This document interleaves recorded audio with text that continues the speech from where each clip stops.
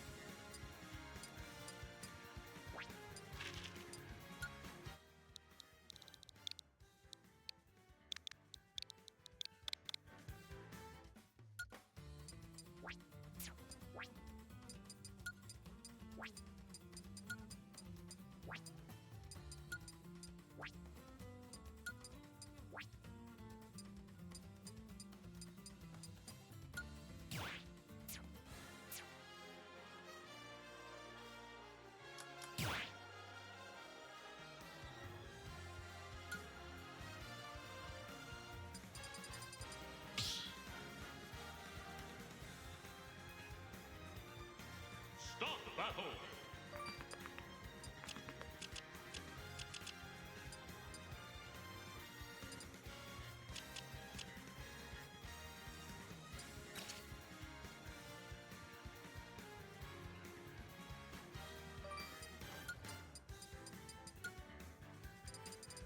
Kirby. Little Mac.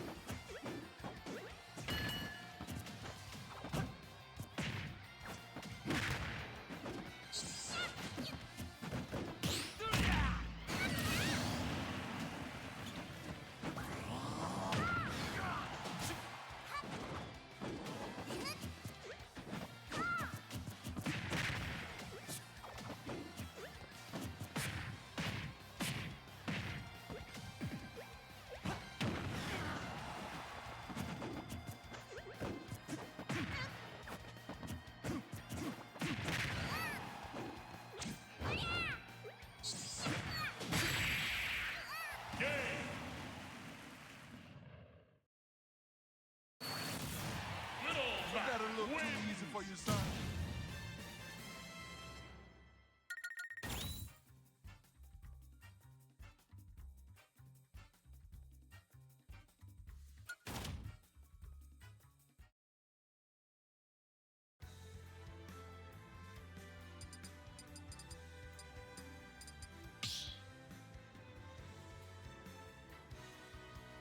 Start the battle. Little Mac.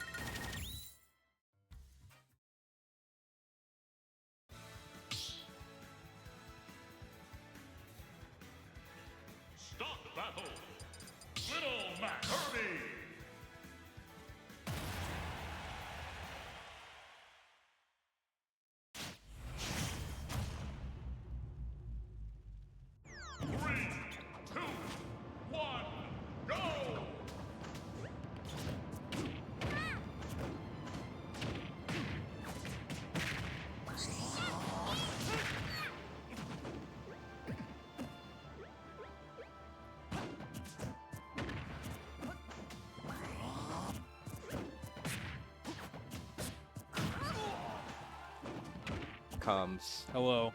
It's him. It's my one ESF a month. Yes, the monthly quota. One. I swear to God, I always hop on round 1 comms and it's always ice the Kirby. Every time. Gwyn loves putting this guy on screen. Do they usually win or lose when you watch him? Win. Oh, okay. Do you think that's gonna happen now? He's down 2-0. Oh shit, it's backflip. I actually haven't seen backflip. I haven't seen this guy in so long. Back. Flip. Flip. Whoa. Good one. Dude.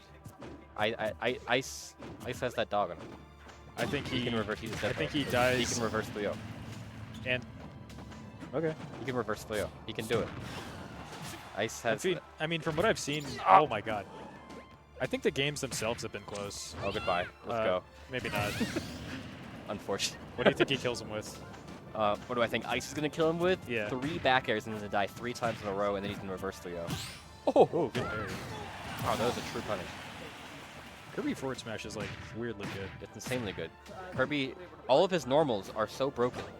He's so good. They're just on Kirby. Yeah, he's Kirby is good. I swear to God. Okay, I played I hate playing against Kirby. With pl- both my characters. what's his name? Gilhue. Uh-huh. I played against him on re-record the other day, and the connection was pretty crisp. Oh, I think you're dead. Yeah. Sadness. That's Mac. I was playing against a Gilhue on re-record the other day, and the connection was solid. It's just I feel like I'm like playing as the worst character in the game when I fight Kirby. I mean, that guy just straight up beat Asimo, didn't he? Every top Kirby has beaten Asimo. I don't think Asimo has ever beaten any of the top Kirbys.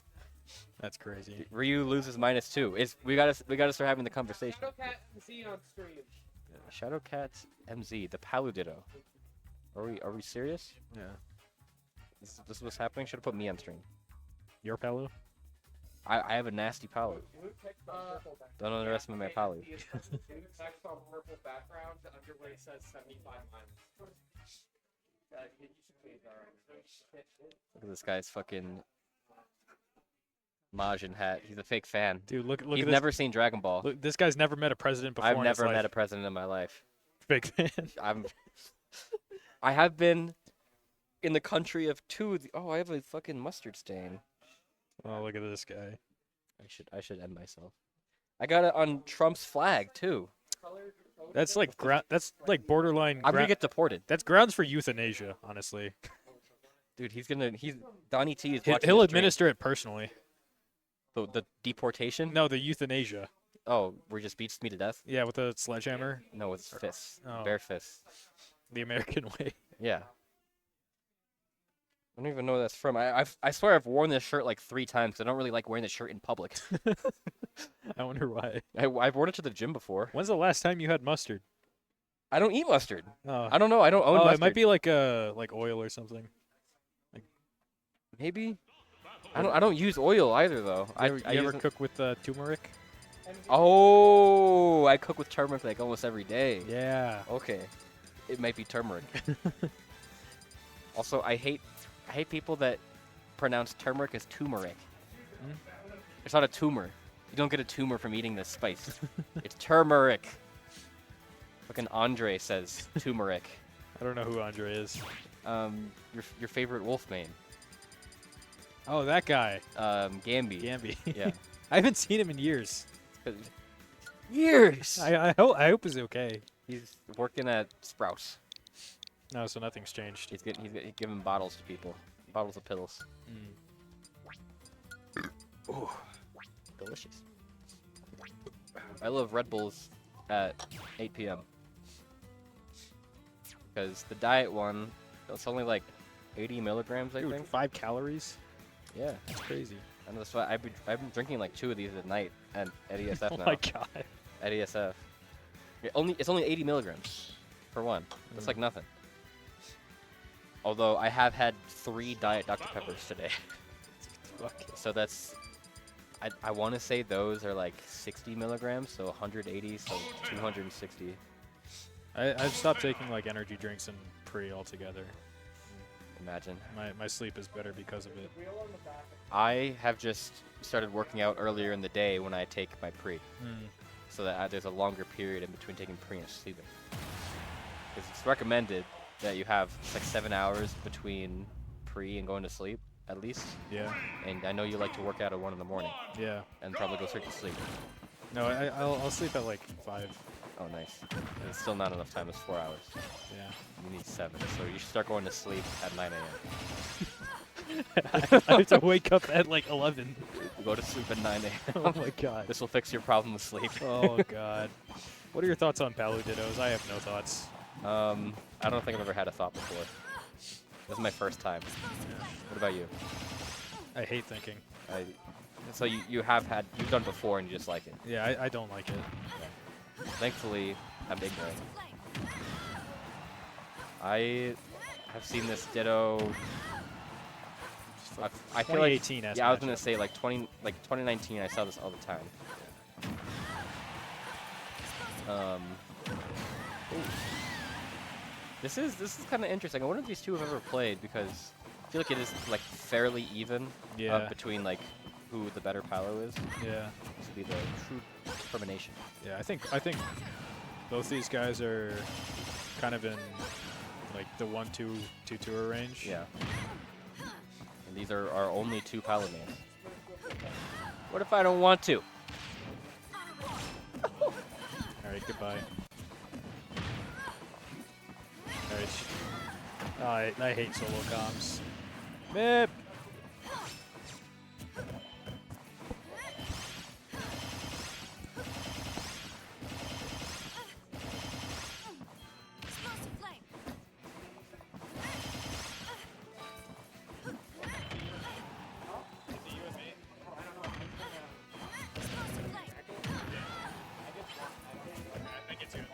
I just want to get off of solo.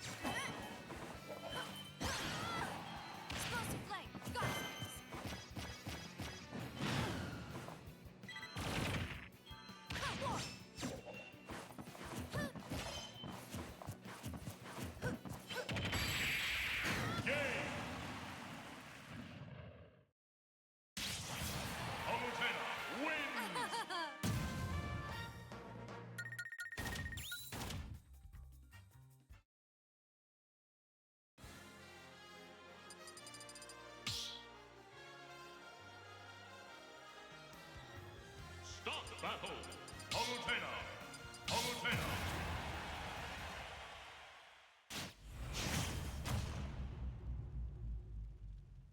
Three, two, one, go!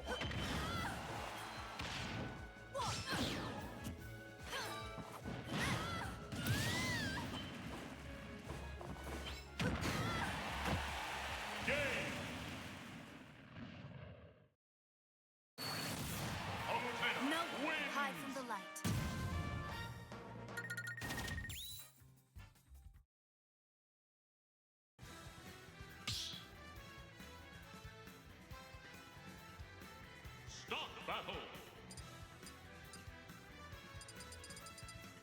Palutena. Palutena.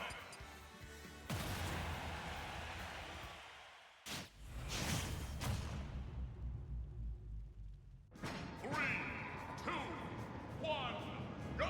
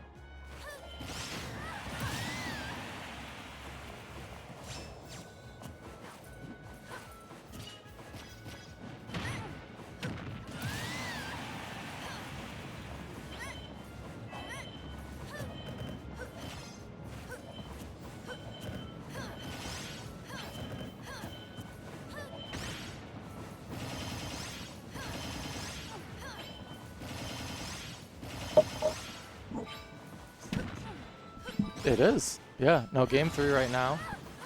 Oh, can they hear us? Cool. So yeah, game 3 looks like MZ has kind of, I don't know, gotten some kind of download now on Shadowcat, given that even down 2-0, up 2 stocks to 1. Yeah. Yeah, I was saying, I commentated game 1 of this and then went to play a set, now I'm back. And I was saying this is like the battle of the most evenly matched Palu players ever. They're both like around the same level, Yeah. I would say. And I don't know if these two have ever played in the Ditto. Yeah, I'm not too sure, but it is funny they say that, you know, Palutena, a character that many just perceive as very even as a character, He's not the really. most all-arounder. But I'm saying these two players Yeah. are like 2-2 area. No, exactly. 1-2, Yeah, no, 1-2. I think it's funny because, you know, they're very evenly matched players playing a evenly matched matchup with evenly matched characters. On their best stage. Both their best stages. Both their best stages, and they're seeded, I think, 16-17, 1 seed apart, as close as you can Couldn't be be. more So right. this is the most even match you'll ever see. Yeah. That is why it's on stream. Exactly, exactly. Yeah, I mean, right now, MZ looking pretty solid, looking like it's going to go to game 4 at least. But I don't know. Yeah, I mean, Shadowcat has that dog in him. Shadowcat can play pretty ignorant when he wants to. It's a recipe for success when you're trying to make a comeback. Exactly. I mean, it looks like Shadowcat's already done a very good job of that, racking up 76% real quick. I mean, MZ is not necessarily at kill percent. Gonna have to make 1 or 2 more mistakes, but flirting with it right now. Yeah, gotta get out of the corner right now. Good forward air, just get back. I've seen them do that a lot, just the explosive flame when either is recovering. I don't think I've seen either of them get hit by it though yet. It's kind of a thing where like you know the other person's best skills. Oh! And that's like we were talking about. I think MZ is saying that he wanted a pivot grab That inside of the S would match. definitely make a lot more sense. Yeah, Tragic forward smash from MZ, gonna be dying at like 80%. that would have worked too if he actually got the pivot grab. 'Cause Oh, I think he definitely rolled would've in the killed. corner. Yeah. Yeah, I know Shadow Cat was sitting at like 170. Back throw definitely would have killed. So Yeah. I don't think anyone's fishing for back F smash at 170. no, definitely tragic, but still a good play to Shadow Cat. Yeah. Gonna be moving on. I think playing Shu next, I believe. So Oh. tough draw, but Did you enter today? I did not know. Oh. I've never seen this tattoo Yeah. on your leg. No, I got it back when I lived in Seattle, so I've had it since I've moved out here. Oh, yeah. Yeah, but yeah. I think I am getting a tattoo pretty soon. I don't know which one, but I got some extra dough, extra money. Do you have like a list of tattoos that you want to get, or? I just have like 3 in my head that I know I want. That's fair. One of them is a tattoo that my mom has of I gotta look up what it is, what it means again. But it's a tattoo right here. It's like the Nordic guidance compass thing. Okay. Hang on. She got it because when she was 20, she really liked the artist Bjork. Oh, You're the singer. Bjork tattoo. Yeah, this thing. This tattoo. Oh, right okay. here. Sure. Yeah, she has it right here, and I'm gonna get the same one. Nice, nice. Yeah, no, I don't know. Just yeah, it looks like we're going on to the next set now. What is this guy's tag? 6-2 offsuit, which I think it's supposed to be the worst hand in poker, but that's not the worst hand in poker. That's 7-2 offsuit. Oh, I With don't know how to 6 play poker. With I'm gonna learn how to play tomorrow, actually. Oh, nice. But yeah, no, the idea is 7-2 offsuit is the worst hand you can get in poker. Oh. Since offsuit means that the cards in your hand aren't the same suit, so you can't get a flush. And if it's 7-2, then you can't get a straight. With 6-2, at least you can, since you get 2, 3, 4, 5, 6. Okay. 7-2 you can't, so I was thinking like I think Bagel just messed up. I was thinking he's like 6'2" without a suit. I don't think that's what the tag is in reference, but maybe, The you thing know? that expands you horizontally and not vertically. Yeah, no, it might be, but I have a feeling it's a poker reference more than anything else. Bagel is 6'2". Really? Yeah, he's 6'2". Oh, maybe then. I don't know why I know that. Yeah. Oh, I think I know that because the same height as Squid. Oh, okay, that would. I don't know why I know. Squid's height, though. You know, we're not going to question it. Yeah, I mean, Bagel, this is, in fact, Bagel. They've changed their tag a few times. I think most recently it was carried and unemployed. Yeah, that was the last one. Yes. I guess Bagel now has a job, and since they're still playing Yoshi, so we're not going to talk about the first half, but 6'2" and has no suit on. And that's why he's playing Yoshi. yeah, no, Mib sticking with the Pithro as well. I don't think we're really going to see any character changes from either of them. And starting with PS2, I mean, it makes sense. Pretty even matchup, pretty even stage at least. I don't think it's an even matchup. Yeah, this is hellish for Yoshi. Yeah, Yoshi You're- famously struggles with swords. Yeah, especially just this specific one, specific sortie. Oh yeah, The Yoshis are always complaining about this matchup, which makes sense. yeah. No, He you. keeps getting juggled and can't win neutral ever. And I guess Yoshi can kind of edge guard sometimes. Yeah. Feels like it's not very. I don't think it would be very strong versus these two though. I mean, your best bet would probably just to be like do a drop zone nair because it lasts so long, let's kind go. of like that. Nice. But even there, Mib messed the tech, and then if Mib hadn't committed to the side B, they would have Yeah, been he able put to like himself go in like high. the only like the worst position Yeah. Pyre could be in. Exactly. Undercover. So yeah, in the future, I'd assume Mill will probably be a bit smarter with his recoveries, and Bagel will have a hard time tracking him off stage. But Yeah, that is the one aspect that Yoshi can abuse. yeah, but I mean, even in reverse, Pithro does a better job of edge guarding Yoshi than Yoshi does of edge guarding Pithro. So it's not like Yeah. there's an advantage even there. Yeah. And Bib has been playing mostly Pyra on. Oh, we just switched. And now he's probably going to get up and switch to Pyra. Yeah, I mean, it makes sense. A matchup that Yoshi players also really hate is a Cloud, and so Pyra is definitely closer to Cloud than Mythra is, so it makes sense that you'd want to have big, hard-hitting, massive aerials that can break Yoshi's armor and kill him quickly. And also the recovery is probably a little bit better. Yeah, instead of like a Pyra or Mythra who can do a lot of damage, but because of Yoshi's double jump armor, he's able to get out of it a lot easier. Exactly. Yeah. Ooh, big damage though from Bagel. 2-hit combo. He got the third, he got the egg as well. Did he? For Yeah, 43? it was egg down air back air. Oh, very Yeah. cool. Yoshi, very cool character. I don't know why they decided his down air deals 30. I mean, okay, let's not talk though. You can just do Nair down smash. But that's a Shaku. two-piece. That's two hits. Nair down smash Shaku. That's 3. That's 3, yeah, and Yeah, and that does Yoshi's 40. deals 30. And that does 45. But Yoshi, one move, deals 30. yeah, but you don't see him land down air just in neutral. Sometimes. If you're bad. Sometimes, what if the Yoshi's goated? Maybe the Ryu is I goated don't for think- hitting the 38 combo. I think piece. one is significantly easier to land than just Yoshi down air and neutral. I don't see Yoshi Dora going for Yoshi down air and neutral. I mean, Yoshi downer, the whole move does the 30. You don't need to do anything else. And then you have to hit like the start hit. Ryu has to do the whole down smash, and then he has to do an Oh, input. I'm so sorry. I can hit that. I can hit the car cancel by just flicking the stick. Car cancel? That's not a car cancel. All right, car cancel is hard. It's not useful, but it's hard. It's like a 3-frame window. I'm so sorry. The buffer's insane. Ryu players have it tough out here. We do. We do. Back to the set. So Listen, I may kill everyone in 2 hits, but getting those 2 hits is hard. I'm so sorry that you have to do jump in there. I know. It's hard. I have to do inputs. I have to do inputs and stuff. I have to do inputs to deal my damage and then inputs to kill. Fucking anyway. You say that like everyone doesn't have to press buttons on their controller. I gotta hit more buttons than everyone else. No one understands my pain. And we never will. What do you mean?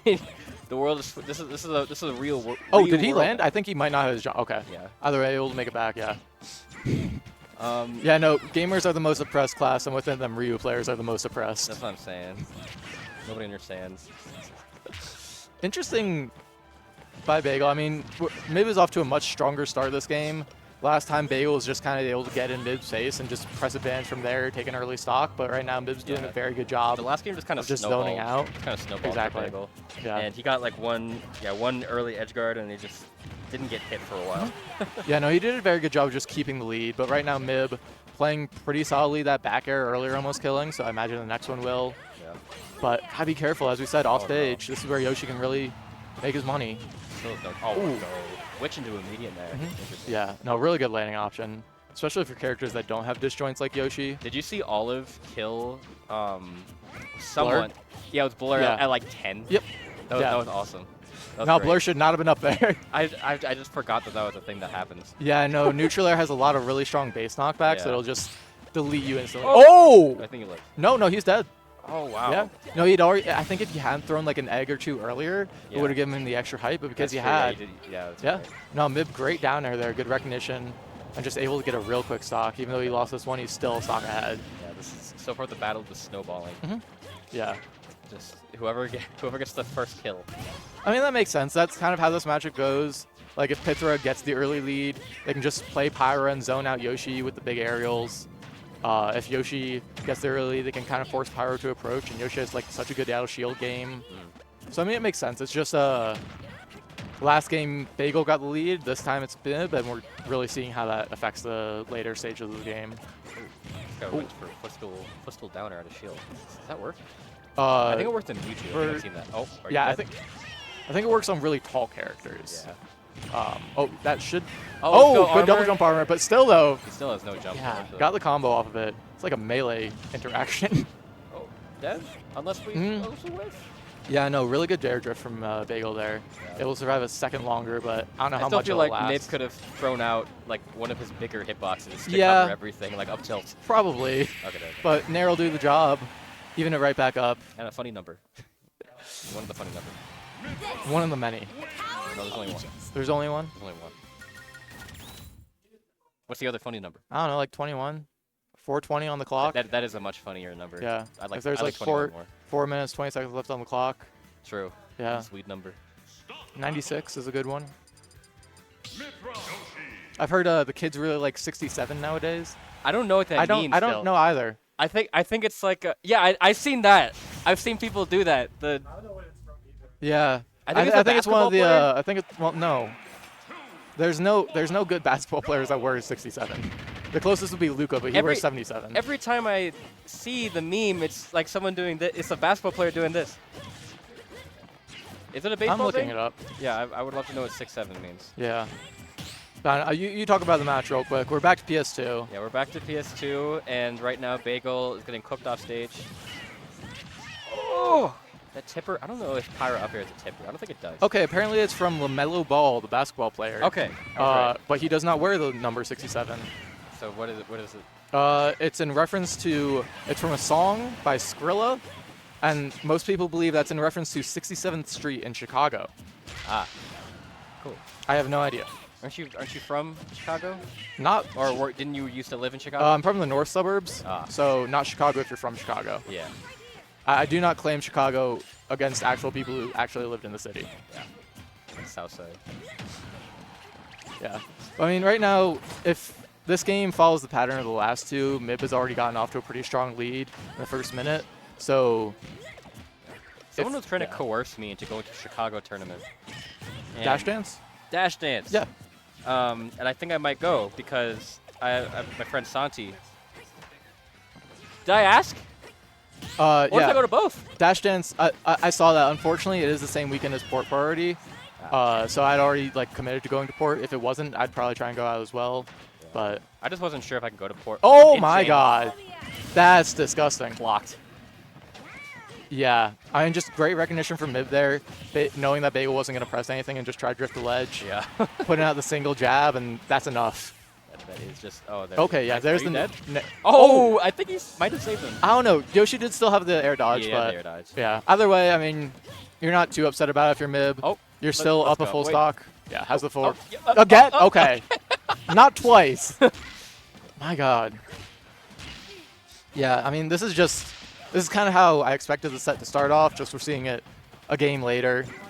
Pyra does so well in this matchup into Yoshi that can be really tough for the dinosaur to make it back once down. Yeah, they go fighting back though. Mm-hmm. I think Yeah. I think he can still win this game. He has to get some cheesy kills. He's going to need to make something happen. That's the other big thing, though. We haven't really seen massive combos from Bagel or really strong edge guards. Yeah, just because of foresight, I don't think you can really get the juggles. Yeah. And the Pyramithra do not struggle to land at all. No, and especially with the Nair that we saw last game that ended it, you just have to be careful. Even if you are trying to juggle them, they can just throw out that massive Nair, and you have to respect it. So it can be very tough for Yoshi to catch or unjuggle them. I don't think I've ever seen Bagel play another character in my life. So I don't know if there's a counter pick here. I feel like Bagel has a secondary, but I can't remember what it would be. I might just be thinking of Blue Raz playing Mario and Yoshi. Yeah, I think that might just be what it is, but I don't think we're going to see a change. There's also not many characters that counter pick Pyramithra. The list is very small. The list is short. Yeah. Yeah, the Ken, Ryu, Bowser tri-main is beautiful until Pyramithra pulls up. Yeah, I mean, either way, we're just going to be running it back to PS2. The alt switch. We got the... yeah, Tennis Yoshi. Tennis Yoshi? I thought tennis it was ball. Yarn. It is, but he looks like a tennis ball. Oh, yeah, he does. Yeah. Well, I mean, either way, I don't know. I would have liked to see Bagel at least switch the stage a little bit. I know that a lot of people don't in Ultimate. Yeah. But I mean, as we saw with MIB, MIB, a huge difference. Yeah, as we saw with MIB in Game 2, switched to Hollow Bastion and immediately won. And then I can understand maybe going back last game because you won Game 1 on PS2. But then MIB just looked so confident here last game that personally I would have switched it up at the least. Changing the pace is so important, especially when you just lost the last game like that. And you're down. Like in this game, you might It's your lose winner the set. side game, yeah. Yeah, and just changing the pace is so important. I wonder what MIB's bans were. I don't, that's the thing, though. I'm not even sure if they got to bans. It might have just been, do you want to go back? Run it back, yeah. Because so many players do that. But I mean, right now it's pretty. I think this is the most even start we've gotten. Bagel taking the first stock, but I mean, not really sitting too healthy. 110%. It's not going to take too much for MIB to send this into even stocks to a piece. Yeah. Especially since he's been so good at ledge, covering Bagel's options. Yeah, this past 10 seconds have been him in the corner. MIB is also just really good at pressuring the corner with Pyra. Yeah. I mean, he has the massive tools to do it, but also, as we saw last game, he's very good at using the smaller tools like jab to just keep Yoshi off stage and really punish him. They're doing a good job of just swatting him out of the air with forward air. Switching back to Mithra, and now 2 stocks apiece, pretty even. Oh, big down air. Still not too much off of it. I know, yeah. Yeah, you're right. He really has not been pushing advantage at all. Yeah. It's just been these little 2 pieces. And I mean, to his credit, Bagel's been doing a good job as well of not really getting comboed massively, but it's just because of the characters, MIB has been winning neutral so much more, as neutral wins have been so much more consequential, whether it be percent or stage advantage, that it doesn't really matter if your disadvantage is good. Yeah. Yeah. So, I mean, I don't know. Bagel's going to need to, make something big happen, take the stock first, or, I don't know, it might just end in 4 right here. Yeah. Yeah, I never really thought about how hard it is to get past a mashing Pyra as a floaty. I play only fast fall. Oh! Yeah. Yeah. Mistake there. Yeah, because you kind of have to like mix up how you jump out of the corner. You have to jump in some way to get out of there.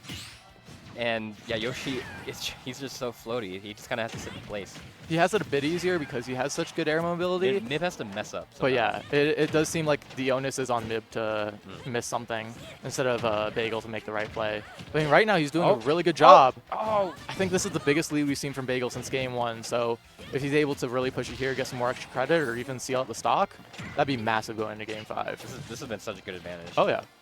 No, he's doing, like, once again, he hasn't really been getting, like, massive combos, but he's just stayed in an advantage state and just kept on pressuring Mib, not really taking chips.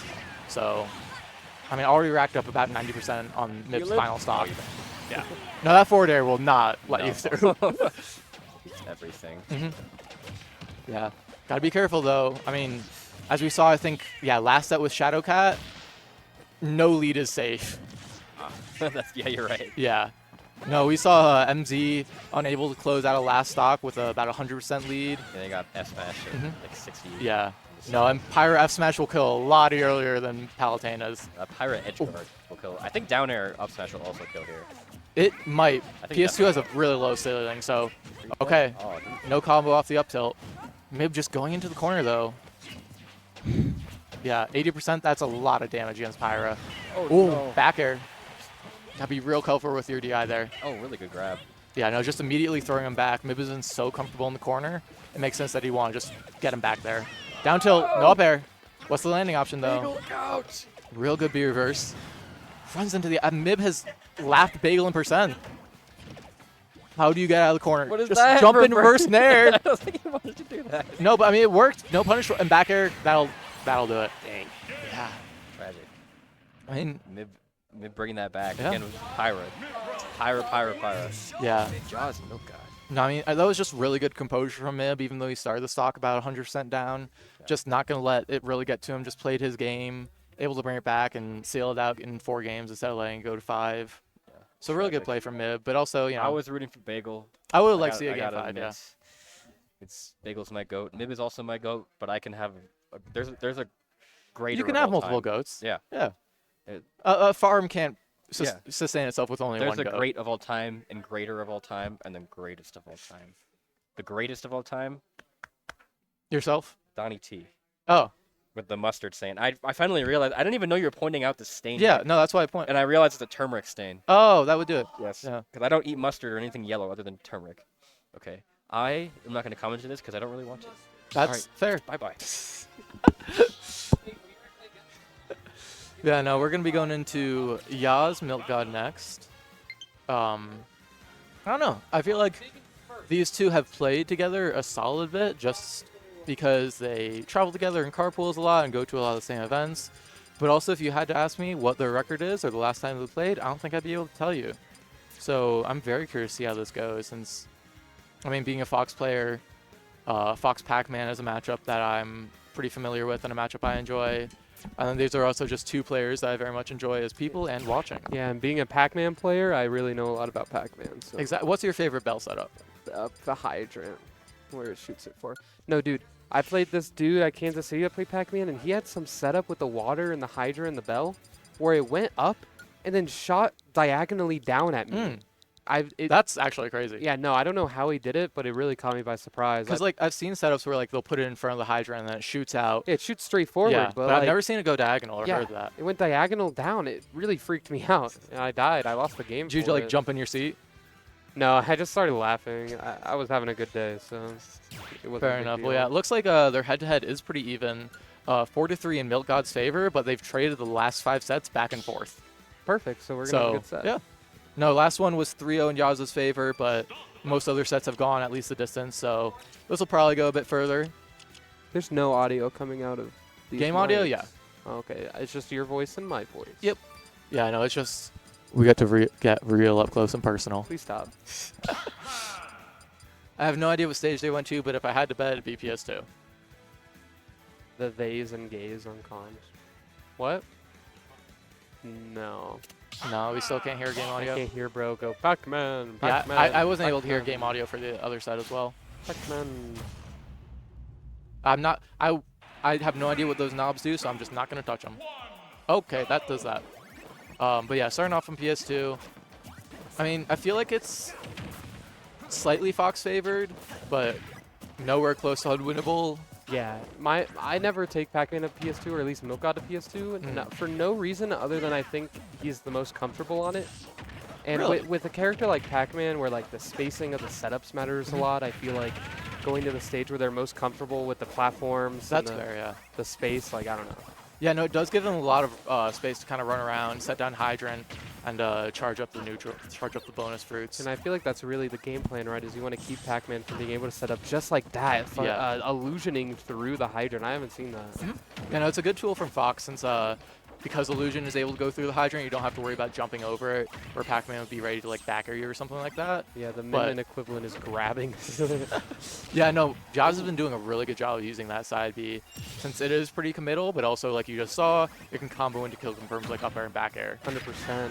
And Yaz definitely been on the up and up recently, not going below top 8 at any local this season. Oh, really? Getting a lot of I didn't know second that. places at Top Landing and other tournaments with strong players. So Yeah, I know last week had a really solid run to second place, only losing to Jose. yeah, and the week before that, second place, only losing to Squid.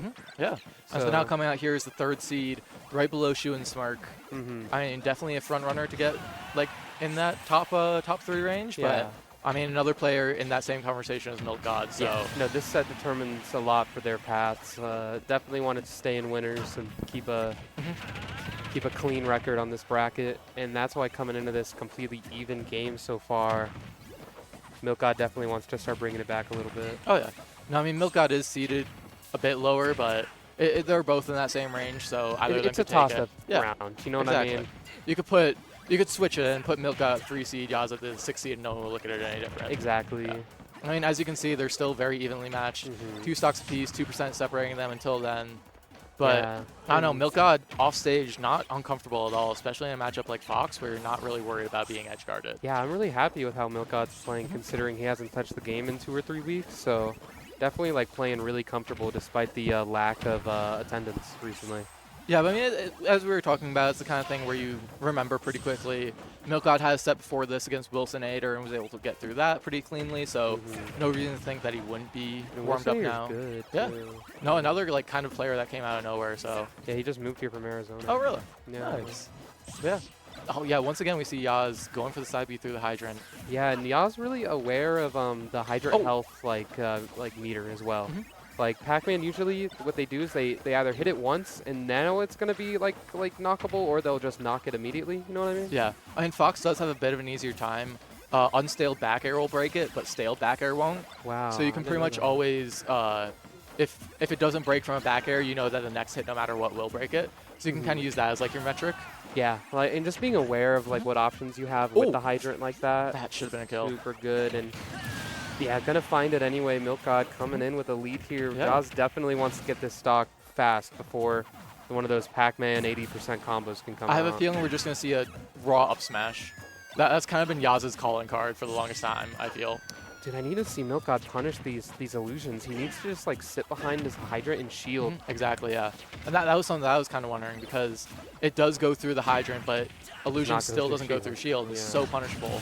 There's the Especially raw up smash. for Pac-Man, who can just, if they're setting in shield with Galaga, with Bell, they can get a combo off of that. So I like to see Milk God make that adaptation, at least in the rest of this game or in the rest of the set. Dude, I think it's funny. You, me, and these two are driving home after this. Yep.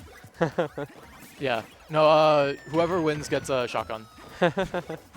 Let's go both players. Joke's on them, I'm taking shotgun. Yeah. Commentator gets shotgun. Exactly, exactly.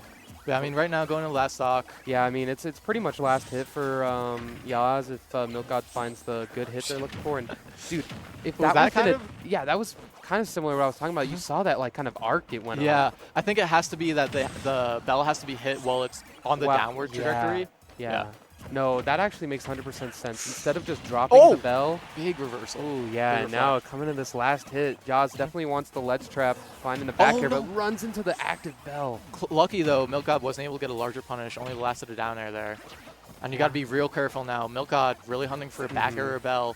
Yaz going for most aerials that'll lead into a kill or just kill themselves. Yeah, and that's the thing about the Hydra. Oh, that will not kill. No, that's the thing about the Hydra in these last hits. Like, you're so, like, it's easy to be scared of the Hydra and just not want to interact with Pac-Man at all, but then he gets the fruit he needs.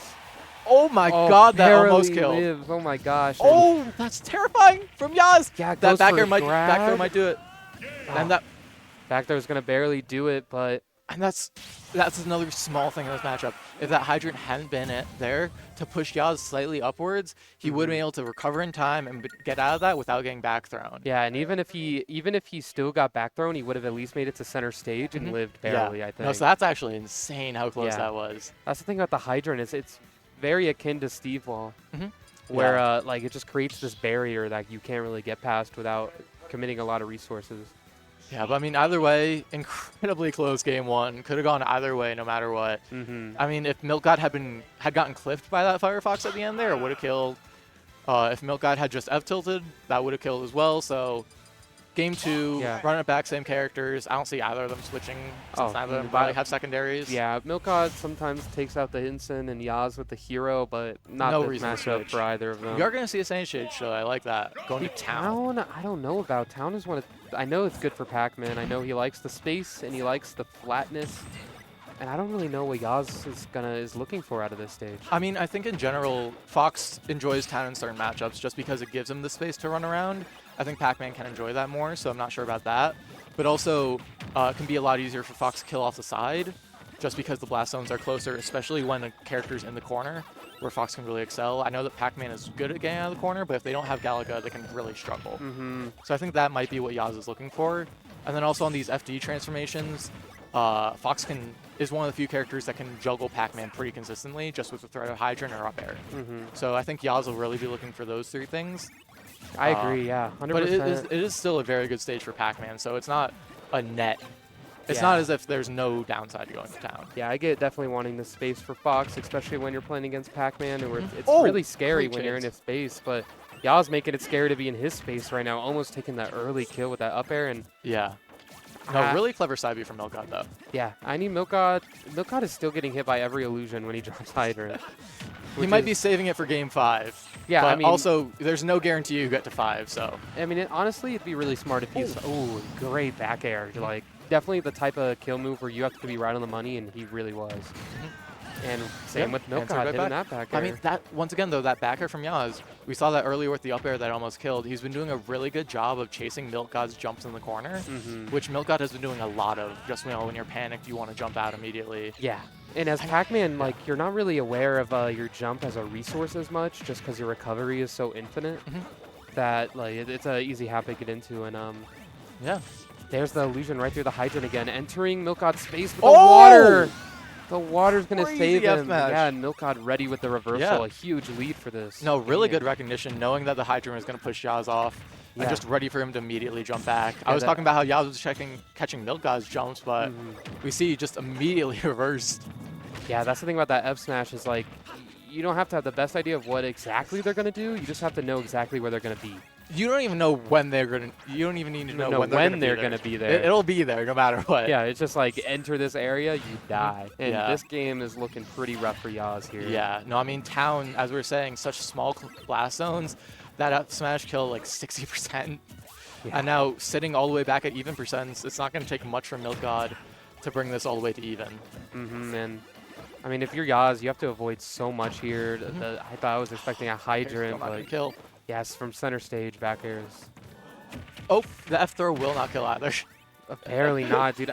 Do we think F tilt would have killed? No, F tilt would not have killed either. But I mean, I like it Yeah. from Yaz. This is going to be a regrab, so that should have been a kill. Yeah, but Milk God had really good mix there. Like, threatening that he goes past the ledge made it so that the regrab was not free. True, but also it's the kind of Bowser Jr. thing where, like, in a regrab situation like that, you don't need to punish the land. You don't need to punish where they're going. You just wait until you see, and then just hit them when they're. Yeah, you have land. time to just react. You're fast enough, and your moves are fast enough. 100%. Yeah, so I mean, Milk God living a bit longer.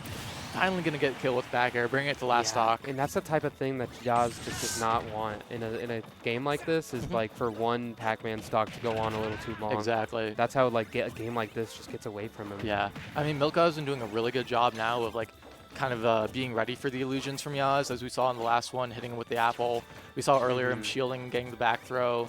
So he's been doing a lot better job of punishing those. So I'm curious to see how that kind of changes in Game 3 as well. And you saw that interaction right there where Milkod playing around his Hydra very smart. Like, most Pac-Man are just going to drop their bell into the water and like pray that it works, but Milkod aware of that option and throws his bell the other way, trying to catch Jaws like playing around the bell more, or the hydrant, I should say. I feel like up air might have killed there.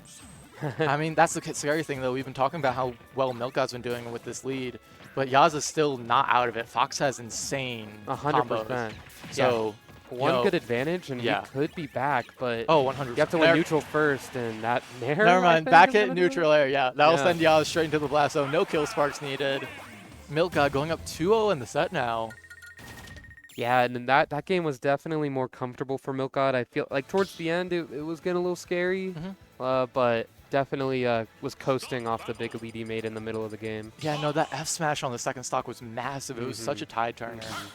Just also, especially since like he went from getting hit to just F smashing Yaz because of the water. So yeah, the big reversal potential momentum on Pac-Man. and just in-game reversal.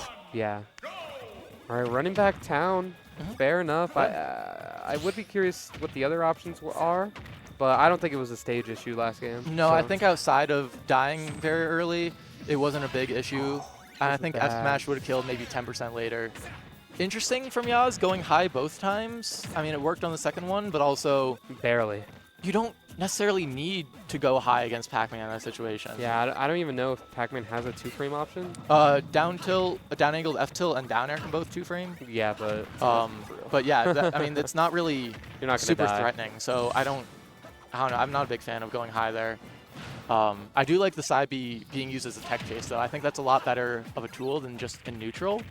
So I like that from Yaz, kind of still wanting to rely on side B, but using it in a much smarter and safer way. Yeah, and if you're Yaz, you definitely want to find the back air here to or close not. This out. But Milkod getting set up is going to make it really uncomfortable. Oh, and there, once again, the hydrant being so... That nair would have led to an up smash, but because of the hydrant there... He couldn't close the gap. Maybe he could have like ran in shined and use the hydrant to kind of follow as the tech chase, but I don't know, that's a tough thing to adapt to when you're so used to doing nair up smash. 100%.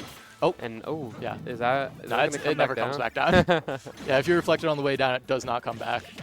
Ooh, and great back air, the back air during Yeah. the dash attack. Really hard move to punish, so good shit from Yaz. But yeah. I used my one PG-13 swear for that, bro. I'm saving mine. I'm saving mine. Yeah. And for also my EE moments. Yeah, no, great catch around the bell from Yaz. Not able to get too much off of it, but still just, even if you show that you have the capability to catch it, it creates a lot more mental layers for the Pac-Man. Yeah, so. it makes just the threat of you catching it, it makes throwing the item way more risky. Exactly, and that's something that you need, especially when you're going to try and come back from a 2-0 deficit like Yaz is right now. Yeah, you don't want to just let Pac-Man throw his fruit lazily. Yeah, no, I mean, Yaz right now kind of stuck in the corner, but doing a good job, just able to use Fox's full hop there. Yeah, and I wanted to see Yaz cover the jump. That was really Milkod's only option after he reflected the hydrant. No, I mean, still, resetting to neutral, not a bad idea. I'd say Fox is probably a bit favored in the neutral, especially here, where unless Milkod like catches Yaz doing a full hop with a back air, nothing's really going to kill yet. And being negative on hit on that nair is really hard for Yaz. Crazy angle. Yeah, definitely just need Why? to go to ledge sometimes. Yeah, no, like, I guess maybe you want to try and mix them up and you do that high angle so you can still drift back to ledge. But at that point, why not just go to ledge? Or just go straight up and go to platform. Yeah. You can still do the mix-up of dropping through platform after, but... That's what's nice about Town for Fox, is you have other options than just Exactly. ledge. Yeah, but I mean, after that, Milkod is just doing a really good job of racking up quick damage after taking that stock, immediately getting Milkod to 100, and now... Did you see him catch it off the rebound of the water? And now running around with his fruit trying to be scary. And it is. Oh, yeah, gonna find it. And oh, that was catch. Clean. Yeah, once again, catching Yaz jumping after like falling off stage. Yeah, and I just, that was actually such a clean, like, like throw out the fair, jump down, to do the back air. That was so cool. Yeah, I mean, it was good defensive play from Yaz, getting the slide off so he wouldn't be put into a tech situation, but Milk God just immediately having like that next level of counterplay. Yaz, though, answering right back, dash with back there. Yeah, the classic kill confirm for Fox, and now last stock, very even percentage. This could go either way. this is set stock for Yaz. He definitely needs to make it happen here. It's now or never. Yeah, no, you don't have any more lifelines. Once again, side being in, I mean, I like it using it to kind of try and catch Milk God's landing options, not Great using it when he's on the ground. But still, it is scary, especially in a situation like this, Yeah. where Milk God has shown his low percent combos are insane. Yeah, and it's just that percent range for Fox where sometimes you're negative on hit, and Pac-Man has that frame 3 out in there. Yep. Good side B, though. He's keeping it going. I will say, Yaz, as a Fox player, he has a really good sense of when moves will hit. He's really good at just hitting raw up smashes, raw side Bs, as we've seen. So even if it might not seem like a smart option, and one that I would whiff personally, he'll probably hit it. Yeah, no, Jaws is on point way more often than you'd expect. Yeah, no, his hit rate is insane. Yeah, really strong play from both sides. Yeah. It's really a battle of wills right now. Who can close out this game? Yeah, Yaz has got to be very careful right now. Fox, if he does whiff that raw up smash, though, F smash in the corner could kill. Oh, Side B not going to link. Looking for the up air? No. Okay. Opting for the ledge trap. Hit him before he gets the ledge. Yep. Yes. I like the idea from Milk God using the side B to kind of get below safely so he wouldn't be juggled by Yaz. When he was just a bit too far off. Yeah, Had to drift back, and Yaz just able to charge F smash, bring it to 4. Yeah, with that up Yeah. there was no way he could have gotten a ledge from below where he's safe, and Yaz recognizing that and finding the F smash that's easy to miss. Okay, yeah, and it looks like we're just going to be running back to PS2 now. I'm curious to see what the bans were. Because I don't know. I know that me and Yaz play very different, so I'm sure his bans wouldn't have been the same as mine, but I understand running back to PS2, very neutral stage. You won their game 1, why not? I mean, I feel like Yaz is probably banning FD, probably banning Kalos, and then I don't know, probably just some other state. I just know Milka, that's probably where he would go if he was allowed to go anywhere. Yeah, Yaz just starting off shooting the gun, getting 10%, which is immediately lapped. Yeah, lapped 4 times over. Yeah. But I mean, if the other option was run at him and he shields your attack before you get to him, so. Maybe. I don't know. I know that Yaz has been trying to implement the gun a lot more in his game plan, so I like seeing him doing it there. Good tech on the forward air. Gun is just one of those things I feel like Fox players only remember like at the start of the game and then they just forget about it. So I want to see if Yaz brings it back before this game ends. Yeah, we'll see. We'll see. I don't think he's used it much throughout the rest of the set, so. I feel like Pac-Man would be the type of character where you can get a gun off here and there pretty consistently. Get it off, but the issue is if Hydrant's on the field, it doesn't matter. Since the Hydrant blocks Laser, and Laser can never break Hydrant. You now, man? Have a good one, man. Yeah. Yeah. So, I'll see you Monday. Ooh, great recognition from Milk God there. Even though the Hydrant broke under the side B, able to use the grab armor to avoid getting hit and get the back throw on Yaz, so really good play there. Ooh, and covering the roll with the down smash. And oh my gosh, calling out the dash in. Yeah, down smash is just so weak it did not kill, but Milk God still able to find it with the apple. And going for landing up air, definitely something nasty could have happened if Yaz wasn't so ready that he parried it. He has really good parries as well, but yeah. I mean, Dude, against Bluey on Wednesday, I parried all 3 hits of Banjo back air. I'm still thinking about that. Like, I am insane for that, though. And then, dude, the illusion through the Hydrant is just putting in so much work. I think we saw Milk God there try to call that with the Galaga, but just a bit too late. But also, I mean, once again, as we saw at the end of last game, he died because he messed up the downward side B, able to get it through the Hydrant and hit Yaz there. Dude, the anti-air with the up B. Yeah, the wake up DP with the up B, and oh my god, again, we're using it all the way. No punish as well. And then, I thought it was still there, and he was about to land on it. No, not quite. But I mean, Milk God, okay, finally gonna die. Getting creative with this game 4, and Yaz gonna take the stock, but I still feel like a lot of momentum is on Milk God's side. Yeah, got the Swanton bomb, but still down 100%. Milk God emoting. He knows. We all know what he's going for. We've all seen T play before. He's just looking for a parry, attack on shield. When I watched King Isaiah, that's really all he did was just run around with the bell, and it's like it's just such a scary spot, man. Exactly. And yeah, really good play from Yaz. Able to kind of get below the stage and still survive after those missed techs, but yeah, and Milk God's just been doing such a good job of keeping his advantage and pressing it. Dude, Milk God hasn't been doing the setups we expect from him, but he's doing things I've never seen him do. Like, he's having new ideas on the fly right now, and I really like it. Like, did you see him do a ledge trap just with weight hydrants? Yeah, no, he's been doing a lot more like movement-based stuff instead of like the setup-based stuff, which I like. Yeah, 100%. Yeah. I really like the play from Milkgod here, and Yaz Up air. trying to hold on to his stock, but not ready for the Pac-Man up air. And now down to winner side stock again.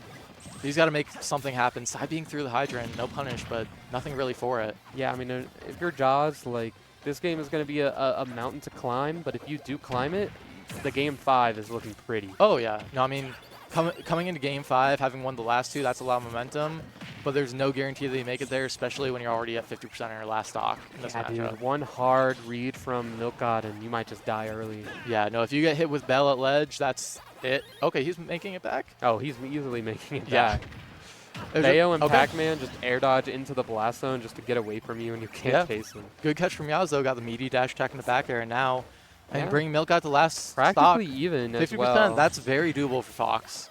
Yeah, you don't want to get tapped over and over like this where slowly the lead gets away from you. Yeah, no, almost got the forward air there. That could have been massive damage. But I mean, Milkgod's been doing a very good job of playing defensive. Outside of that up smash, not really putting himself in a bad situation, even air dodging there. 100%. Gotta watch out for the hydrant. Gotta watch out for and the melon. Yeah, Milkgod great at setting up multiple things, and it really like layers your mental, and you can't. The mental stack is insane when fighting him. Exactly, exactly. And I mean, Yaz has been doing a pretty good job of just like nickel and diming his way. 50%, it's not enough right now, but it's a lot more than 0. Yeah. Shield though. He's out of the percent range where like he's negative on hit on most of his exactly. moves, Yeah. Okay, good side B catching the neutral air dodge. And if he was setting a tech off that platform, that could have been Clips Nation, bro. If he had, that's the other thing as well. He was able to follow up with the down air, but went for the grab. A dash attack would have comboed there and led to something more. So I would love to see that. But I mean, still in it. The game is winnable, but that Packer is definitely going to close it out. And yeah, a good set from Jaws. Like close games, just close match overall. Really good back and forth from both players. Just a bit overzealous at the end with the side B. Milkgod able to just drift down, punish it with the back air, see out the set. Yeah. And move on in bracket to, I think, play the winner of Shu and Bagel, or Shu and Mib, if I remember. Or Smirk and Mib. Yeah, Smirk Mib. I think if I say 4 3-0, players, so. I'll get through it. All right, it's me, Roby, next. So. But yeah. Yeah, Smirk did win, so yeah, Milk will be moving on to our winner semis to play against Smirk next. I believe that'll be on stream, but that won't be next up on stream as we'll have Gwyn and Rovi. I'm sure these two have also played a dozen to 100 amount of times, just frequenting Denver events like ESF so much. But once again, I'm not too sure about the head-to-head. If anything, I assume it to be in Rovi's favor, just due to the matchup being Wolf Min Min, which I know Gwyn has struggled with in the past, but also Gwyn has a multitude of characters, and Rovi is able to counterpick, so I have no idea how this is going between the two of them. Yeah, it looks like it is strongly in Rovi's favor. 10-3 lifetime. But I don't know, Gwyn has won 3 of the last 5 sets. So it seems to have evened up pretty recently. It'll be interesting to see how these two do now playing. Looks like we'll be having G Money joining me on the mic. Yo, it's your boy Greg Rory Buckner. Greg Roy Ori. Yeah. It is I. Yeah, no, I heard that you weren't able to enter bracket today. Yeah, I wonder why. It's crazy. Yeah, crazy how that happens, I know. Yeah, I mean, either way, going to be going into this set. As I was telling the stream chat of, I'm sure, 1 million people, Rovi is up 10-3 on Gwyn lifetime. Damn. But Gwyn has won 3 of their last 5 sets. All right. So were they on mains? I believe so. Okay. I believe so. Since, yeah, no, that is a very fair ask. Yeah. However, we do know this matchup is pretty Wolf favored. I've beaten Gwyn with my Wolf before. Wolf is very fun. I love Wolf. I love just doing full hop neutral air. You know what I don't like is when Min Min does 2 down tilts. Because this character... Min Mins have this very funny complex about them where they pretend like they have to play with risk with this character. I mean, they do to a degree. It's just less risk than other characters. I'm right. There is still risk. It's just less. Humbly disagree. Okay, buddy. There's a reason why Dor Miki is #1. Who's in bracket and who isn't? forgot the TOs are evil. Neither of us are in bracket. Yeah. Yeah, I mean, Gwyn going to be taking the first stock of the set, calling out the jump with the up smash. Just playing very solidly, not getting hit too much. I would have killed right there. How? Down air. With Wolf? Yeah. I don't think you're making it back. You can make that back. You just like raw down air like that. I don't know. I think Rovi made the right play by not killing himself at 0. I humbly disagree. I mean, either way, he's having a No, eat that, pretty never tough mind. time in the corner right now. I mean, last stock, Ooh, that's saved where it, though. Gwyn was able to get a lot of damage, and now getting Rovi off stage very quickly and using a few rams to get a bunch of damage. But I mean, Rovi able to fight his way out eventually. Not before taking a lot of percent, though. Yeah, I was surprised he actually lived that. I thought he like burned his jump, but I think this one's probably gonna be down. Yeah. Yeah, just Dragon Laser right there. Really good at covering, and Gwyn rolling back and forth. So have I made it clear? I do not like this character. No, I know. Yeah, yeah. Okay, great play from Rovi though. Able to duck under the quarter from ledge with the up smash. Got to be careful though. Okay, yeah, not gonna get put into tech percent though. Really good recognition from Rovi, not having panic and just able to shield the first arm. Sitting at pretty even percents, but I mean, Rovi, a whole stock down. This is gonna be pretty tough for him to come back this game.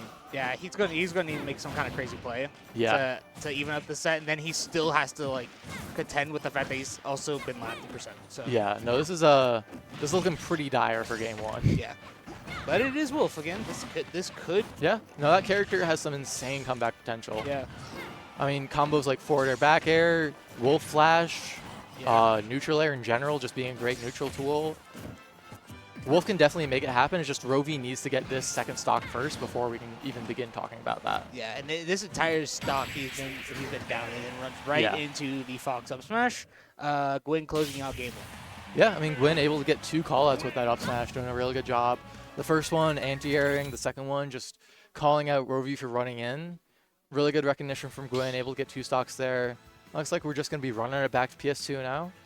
No changes, I imagine. Wolf min through the entire set, if I had to guess. Yeah. I'll see. He might go pit though. Maybe. I know Rovi is partial to the pit. He shouldn't, though. Good. He shouldn't, It's a solid pit. Yeah, but, like, he shouldn't. I think Gwyn would switch to Steve before Rovi would switch to Pit. You have no faith. I would have killed right there. How? Down there. Gwyn was on stage. No, she wasn't. She got hit by Nair and she went at the downer angle. Oh my god. Ooh, that was a clean. I love it when he does that, where he like goes forward a little bit, conditions the roll, and then just dashes back for the pivot grab. He does a really good job of it. He's always on point with that one. No, Rovi is definitely very good at like pressuring people in knockdown states. Yeah. Which I mean is just a strength of him and also a strength of his character, since Wolf has such strong options like down smash to carry. Wow. Or to cover. Almost made the same mistake there. He getting Dragon Lasered at 40. Good high recovery. back. Yeah.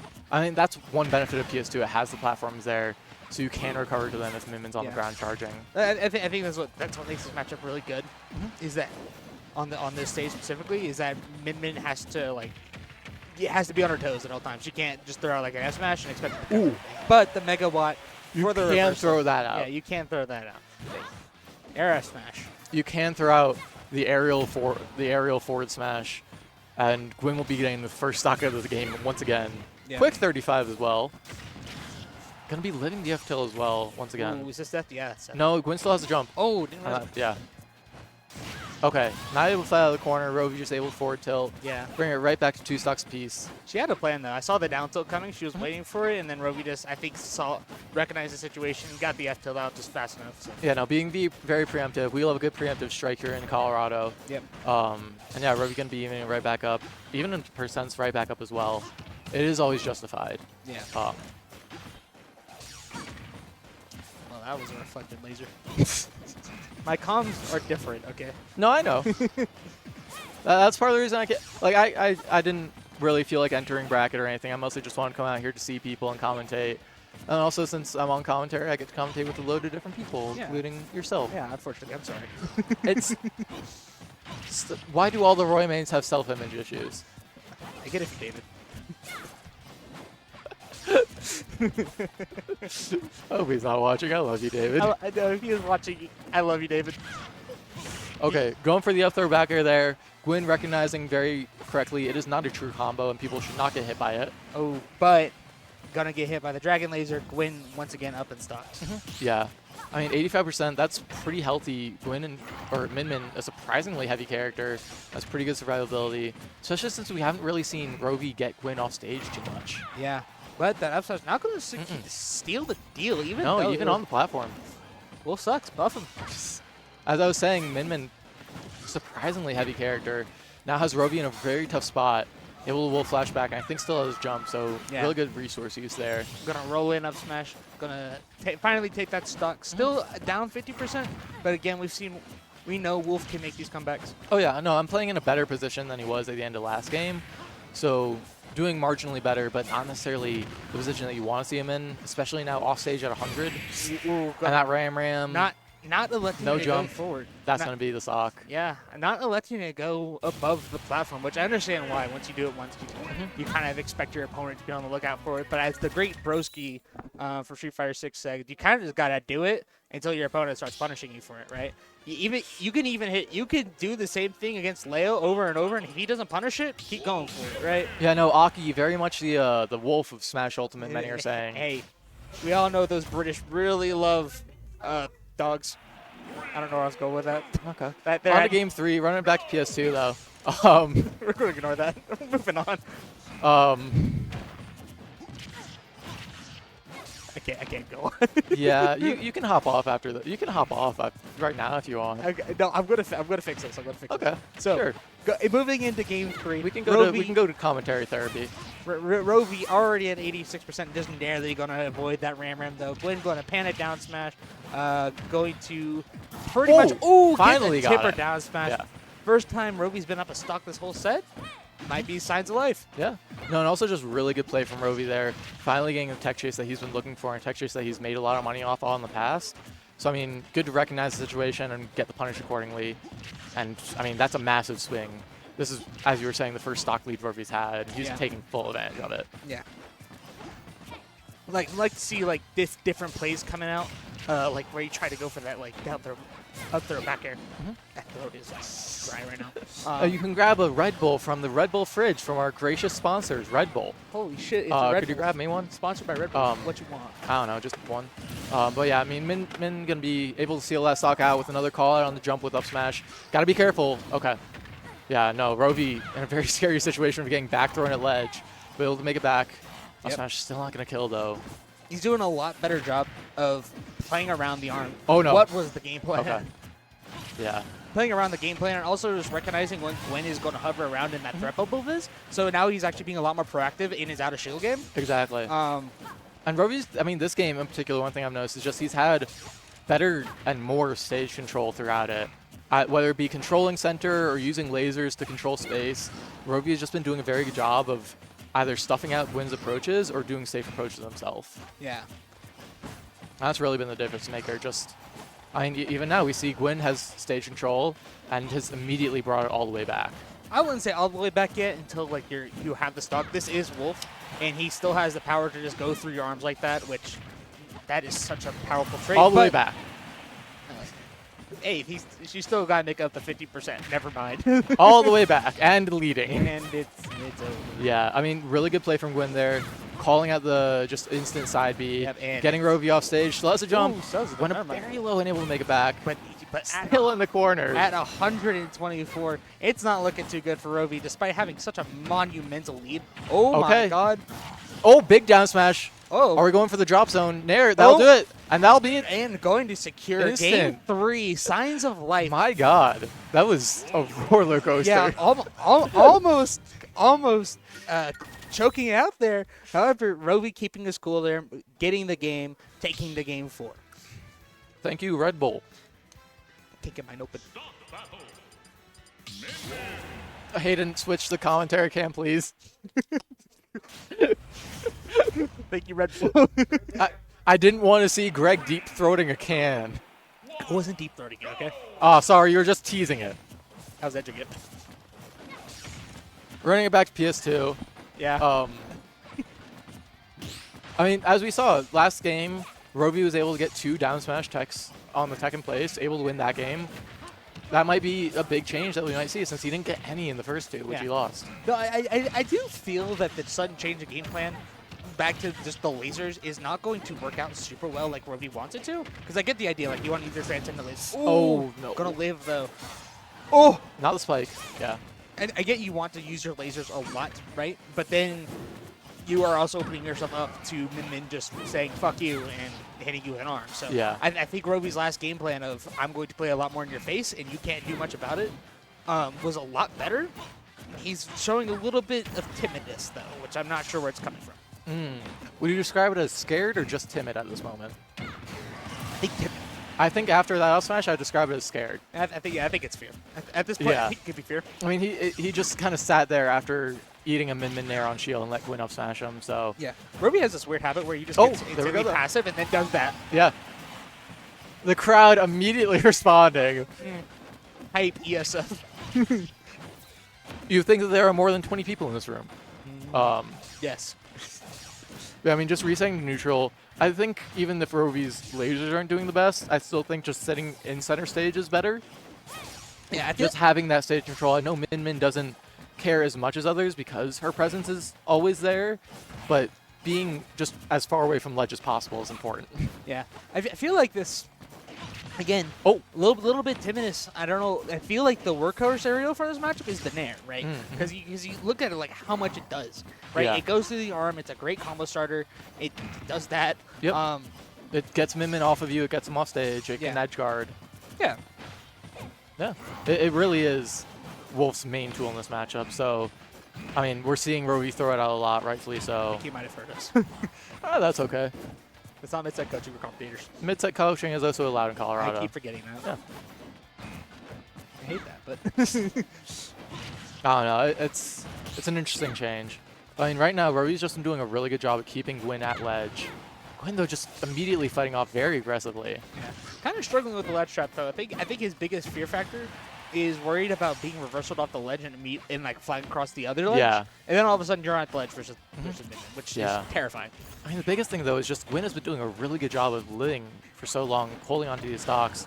I mean, here, living to 166 and just chipping Rovi very slowly. Oh, that could have been back throw. That would have would've killed. been so clean. Yeah. Got the pivot, just a bit too fast with the inputs. Probably buffering forward throw. Able to get the back air, though. Yeah. Makes you wonder who he voted for. And yeah, just, I mean, on to a pretty solid lead.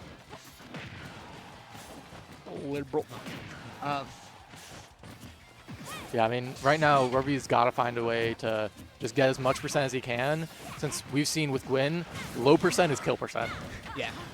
Avoiding the megawatt though, which is I feel like the main thing you need to watch out for, but not gonna avoid it that time.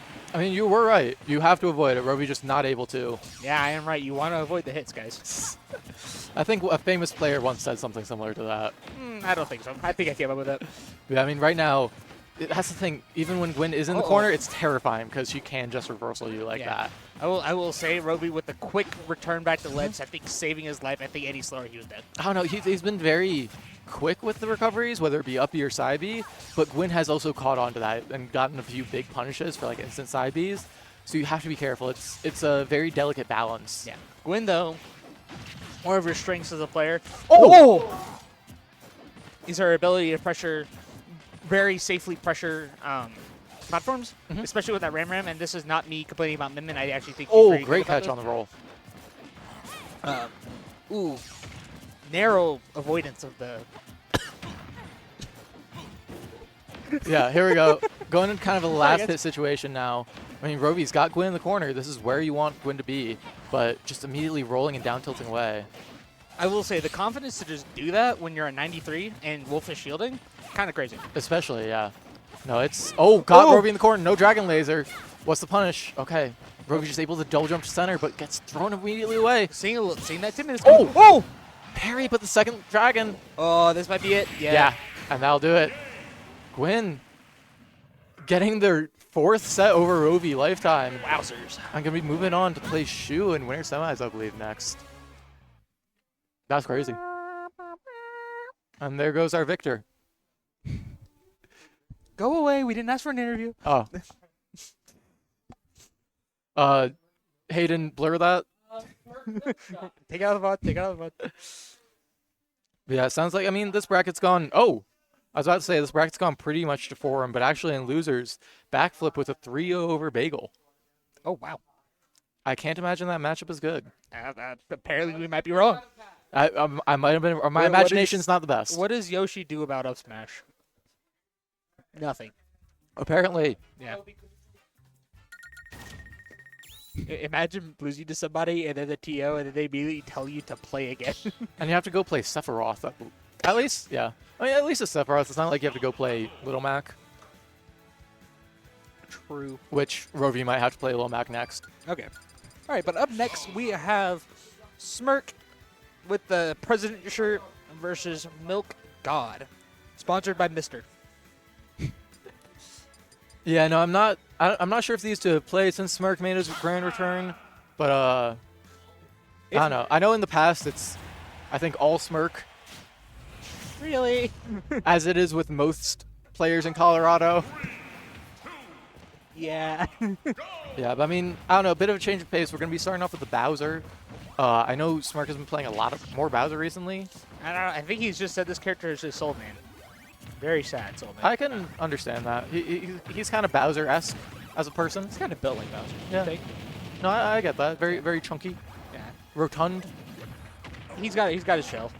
I would love to see him get a mohawk like Bowser. I want to see him breathe fire. Oh, you haven't seen him do that yet? Oh, I thought he just spiked phones. no. No, he can do a lot. Okay. Yeah. He's a man of many talents. Ooh. Okay, that was kind of quick. Yeah. But I mean, right now, Milk got off to a very strong start. Bowser just going to be combo food for Pac-Man. But, I mean, the main thing will just come down to, can Milk God find kills? Yeah. Pac-Man can really struggle to find those kills, and Bowser does so much with rage. Oh my god. Oh. I will say though, Bell is probably such a big thing. Because how does Bowser play that without just run like? I feel like if it's any spot between him and Pac-Man, you're just kind of a sitting duck. But Pac-Man Exactly, dead, yeah. though. No, yeah, aerials aren't really going to be safe against Bell. You're not really going to be able to do much. So I feel like Smirk is going to have to mix in a lot of side B to kind of catch Pac-Man shielding. But side smash, putting in so much work right there, armoring through and sealing out Milk God's second stock. Yeah, Smirk's sense of control over your opponent and just knowing exactly where you're probably going to be in any given moment is such a strong attribute of this guy. It's kind of a, I was talking about it earlier with Gwyn when watching Yaz versus Milk God. Yaz has like a very good kind of sixth sense of where people are going to be and what moves will hit. But Smirk, it feels like he just has it to a higher degree. Yeah, exactly. Yeah. Right. It's almost like there's no guesswork to be had. Like he knows you're gonna where you're gonna be. Just sometimes he gets in. Right? Yeah. No, but I think that's just like a player skill level thing. Yeah. Where then you watch Smirk against like a top level Lumi ranked player, and it feels like they just always know where he's gonna be. So it is just a level thing. I feel like at times. Yeah. Smirk is just someone who's honed his to a certain extent. Yeah. I mean, right now, pretty strong. That side B won't kill. Oh, it will. Oh yeah. No, that's Pac-Man. That dude. I thought it also didn't look like he really held out. Yeah. Send him back. Hold up, I'm being asked a question. Yeah. I have seen that. All right, Eddie, you didn't make top 8. You can either start GG, can mess Can I up. be redemption? I'll enter, MC, Ash or you can just make a second account. Can I enter redemption? Cool. Yeah, no, sometimes Start GG can just mess up. The website is kind of awful. But yeah. So moving into game 2 though. After Switching to pretty- town. Feel like the more space is going to be very beneficial to Milk God. Just be able to set up Hydrant and then back up a little bit farther from it. So even if Bowser does come between you and the Hydrant, you got a little bit more like security. Right? I mean, yeah, it does give him a lot more room, but also You blast zone's right there. Yeah. Like, I don't know Smirk was not struggling to kill at all last game. I can't imagine he'll have many issues here. Yeah, but I feel like once you've reached that like level of just dying that early, I feel like the blast zones kind of just play this to effect, right? Because you're Pac-Man, you're already light. Bowser's already a really strong guy. You are probably going to die at 60. Might as well take the shorter blast zones if it means you can take more control of stages, right? That is fair, and I guess it is a tough thing where, like, if you go to town, you might die earlier, but if you go to Kalos, he'll live forever. So it's kind of just like, how confident are you in your survivability versus their survivability? But I mean, even there, we saw Milk God almost dying sub 100 death till in the corner, and Smart just throwing that out. Yeah, I mean, that's very tough for Milk God there, dying very early. And now he might have an easier time killing, but Smirk is just doing such a good job of avoiding Milk God's like kill setups. I don't know why I thought Smirk was just going to try and Bowser side there. I thought, yeah, Pac-Man stayed here, right? I feel like Pac-Man would make him back. I don't know. Pac-Man can make it under town. He's living. Nope, not when Smirk is there, though. Doing just very good job being aware, knowing that you can just air dodge through and steal the third jump. And also catching Bell. Not sure if that was intentional or just a byproduct of naring, but... You know what? He made good use out of it, though. That was like a good 29% combo. How'd you get that number? What do you mean? Don't worry about it. Going into... Yeah, Milk God, I thought it was going to be another F smash. Yeah, I mean, low percent, this is where Pac-Man can really get a lot of damage, just because their moves keep Bowser close enough, but put him in enough hit stun like that. Yep. Ooh. Oh, that could have been massive. Downward angle Galaga is such a funny looking move. He just like spins there for a second. Yeah, I mean, Milk God doing a pretty good job of racking up damage quickly, but once again, he's just got to find this kill before Smirk does. F smash will do it. All right. And it's even stocks now. I don't think Milk God really got touched in the last minute. Yeah. Oh my God, that was immediately eating up air and hydrant though. Oh God, Pac-Man forward air, the basis of all tech chases. It is so good at that. The great equalizer, as I call it. I mean, Milk God's fought his way back into this. Only 30% separating them now. I mean, that's a lot of damage to make up for Pac-Man, but he can make it up pretty quick with a good forward air Galaga.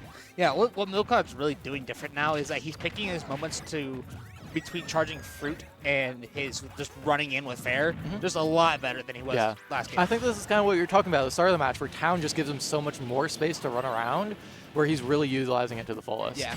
Oh, that's not going to matter, though. Back air. Back air. I think that would kill at 70. Yeah, not that. Yeah. Town didn't matter there. Now it could have been Kalos and he would have died. Yeah. No, I do think, though, the stage pick was good. Is Milk God winning? No. Oh. We wish. He did a lot better the last game, though. Yeah, Game one, so. It was closer. Yeah. Oh, hell yeah. Do you want to play more Rivals? I think I'm just gonna take that off. I kind of don't want. I don't want to risk breaking the controller more. So. Save up your energy for tomorrow. Yeah. But you can play top 8. Yeah, exactly. But yeah, going into game 3 here, we're running it back to Town. I don't disagree. Since, I mean, if you want closer blast zones, it's either Town or Smashville, and in no world should you take Bowser to Smashville. No, yeah, no, completely agree. Yeah. I will say, though, Smirk, commanding lead, but this is kind of what we saw last game as well. Milk got it pretty much evening. Oh, if he had... that, I thought he went off stage. Okay. Did you also think he went off stage? Yeah. Well, I thought they were both holding out because I thought Smirk was going to go to the platform. Yeah, at first I thought they were going to land on the platform, and then I thought Smirk was going to go off stage and die. Yeah, and unfortunately... Great apple. Smirk has been landing with down air so much as well, which, like, it can work, but also after the 17th one, I feel like Milk God should be punishing it now. Yeah, but what hard-hitting move does he punish it? Like, F smash. I don't know. Or like jump over down air. Okay, you got it. Or bell. Okay, or key. Okay. Or hydrant. We get it. Like you have, or just grab him. My bad. I forgot. I cannot sympathize with Milk God ever in the presence. I love him. Noah Gordon. I love Milk God. He's one of my favorite people, one of my favorite players. But also, I will critique him. Because he also will watch this back and probably agree.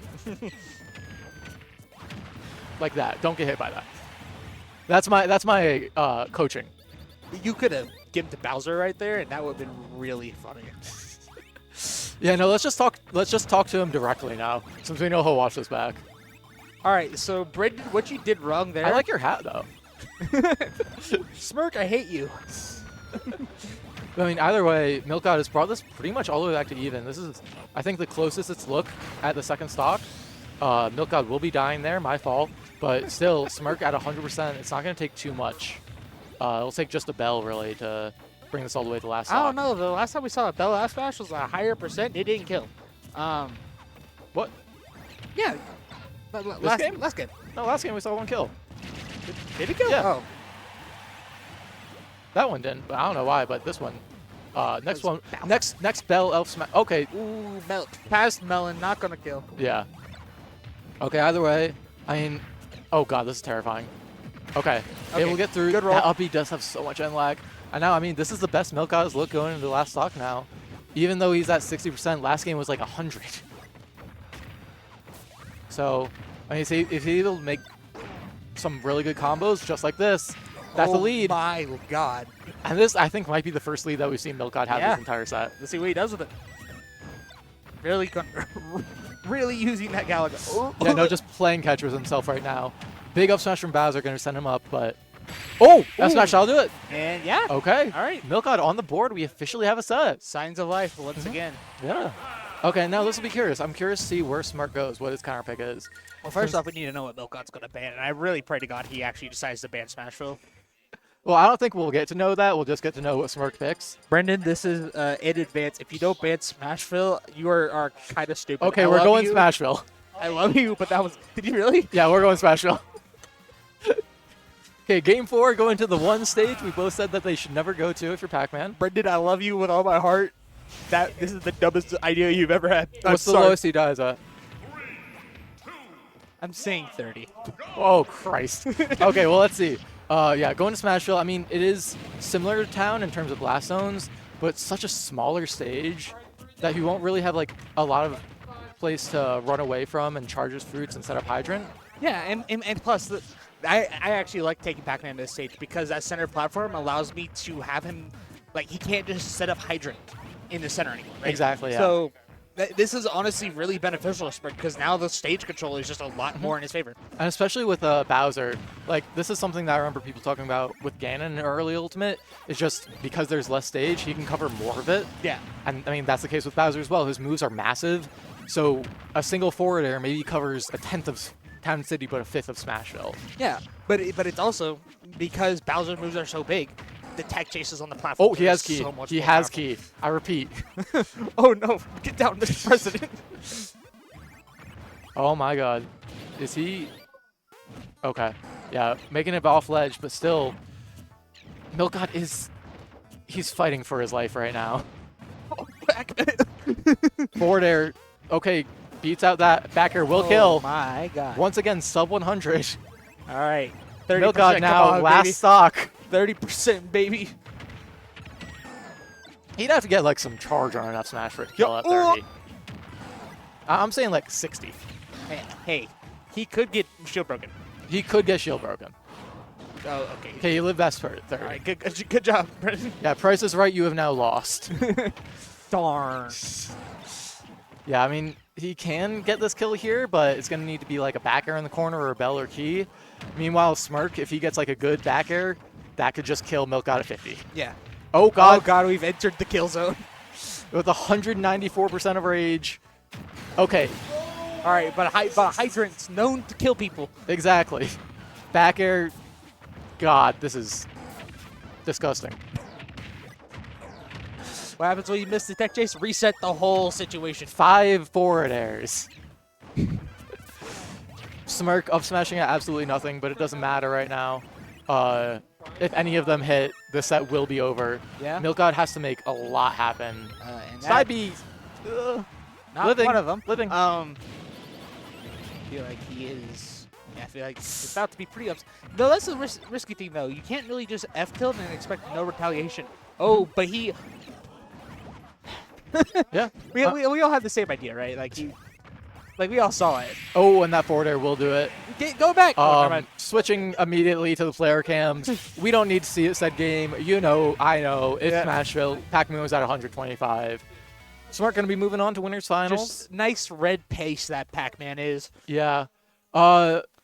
Smirk, I gotta ask. Come here.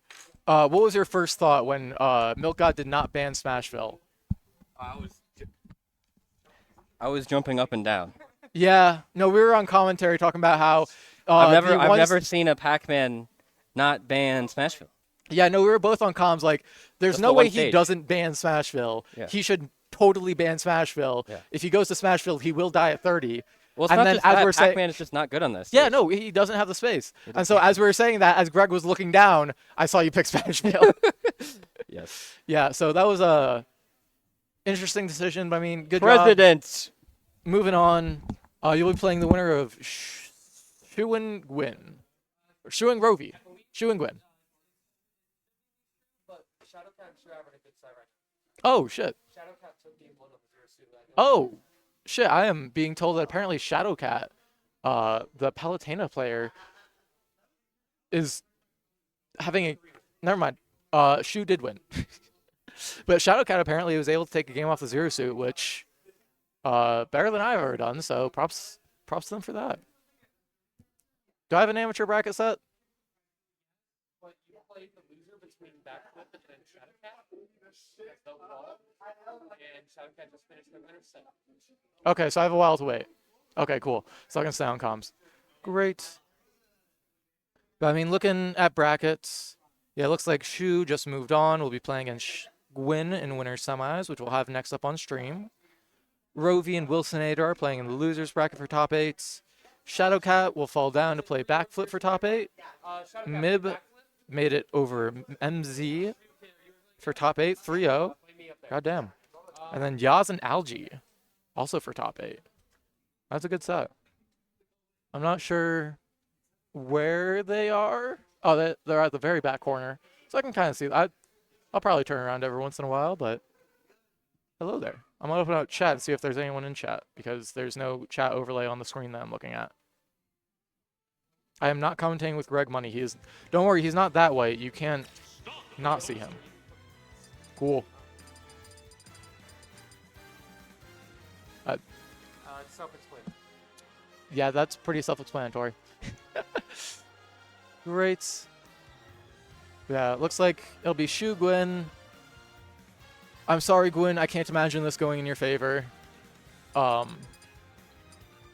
feel like Shu is definitely one of those players to where if you aren't at a certain level, i.e. top 5 or 6 in the state, it's not going to be close at all. I've seen Shu nearly JV4 a bunch of people, so this... I think the only question will be what character does Shu go, and at what point does she pull out the Zero Suit if needed. But yeah. Oh, looks like we'll actually be starting off with the Zero Suit and the Steve from Gwyn. And we'll be swapping to the game. There we go. That's the one. So yeah, we're going to be starting off with Steve, Zero Suits. Interesting from Gwyn. I understand not wanting to go Min Min just because it's not the best matchup for Min Min. But even then, you know, I've seen Mondo take Shu to the brink before. Or even, I think Mondo has even taken sets off Shu, so it's definitely possible. But I understand wanting to play a better matchup. Shu's just so proficient at most matchups in state that even if Gwyn is building a dick, Shu's not going to be phased by it. But yeah, I mean, Shu just right now doing a very good job of rushing down Gwyn, not really giving them a chance to build or anything. Yeah, I mean, that entire stock right there. Gwyn not able to get off the wooden resources. This is the first upgrade they've gotten coming off of the Halo platform to their second stock, and it's just stone. No iron, no diamonds, no gold. So Shu's been doing a very good job of keeping the pressure up on Gwyn right now. Tech. Oh, and catching the spot dodge even. I even like the weight on the side B, even though Shu did get hit, kind of just showing that she was ready for it and delaying the action. Been doing a very good job of just staying in Gwyn's face and applying pressure even when not pushing an actual button right now. Yeah, I mean, right now, big S smash from Gwyn, not quite going to be able to hit, but 60%, that's not kill percent yet. Until Shu hits that. I mean, I understand. That's a new one, I gotta say. As I was saying earlier, though, it's not a question of how the set will go. It's just a question of who Shu will play. And right now we're seeing what might be a 3-stock to start off game 1. I imagine after this, Gwyn will probably switch back to the Min, just because that was so dominating. Yeah, that was pretty rough. Shit. Is that how I do that? There we go. Perfect. But yeah, so Shu up 1-0 now. Oh, and we're going to be having the Steve Ditto next. I come here to commentate, and this is what they give me. Why? Yeah, I don't know. I guess they're gentlemen to Diamond. I don't think I've ever actually seen the Shu Steve, although I'm sure it's more competent than I would like it to be. So, I mean, both of them starting off with Diamond tools, so they're going to be hitting pretty hard. But we're going to be seeing a lot of Anvil, a lot of Minecart. Very little time actually spent on the ground. Yeah, Gwyn going to be recovering high there with a minecart. Shu answering back with another minecart. And dying off the top from up tilt back air. Oh, answering just immediately back with another minecart. It's a fun drinking game you can play at home. Minecart. I mean, I'm not sure how proficient Shu is at Steve. Like I said, I don't think I've ever seen her play this character, even though I've seen Shu play a million characters. But I'm sure just from playing online and playing a bunch of people, Shu has a competent enough Steve. I'm curious to see what her combos will look like off of like up tilts and stuff like that, since I know Gwyn has has a decent enough combo game. Yeah, I mean, off to a pretty strong start. Okay, Shu gonna be getting iron tools now with the tool advantage. Okay, no up tilt though. Charge on the up smash. And Gwyn just anviling out a disadvantage for the 17th time in a row. Not gonna be able to get a kill off the minecart. And Shu, I think, might have been getting a 2-frame with that.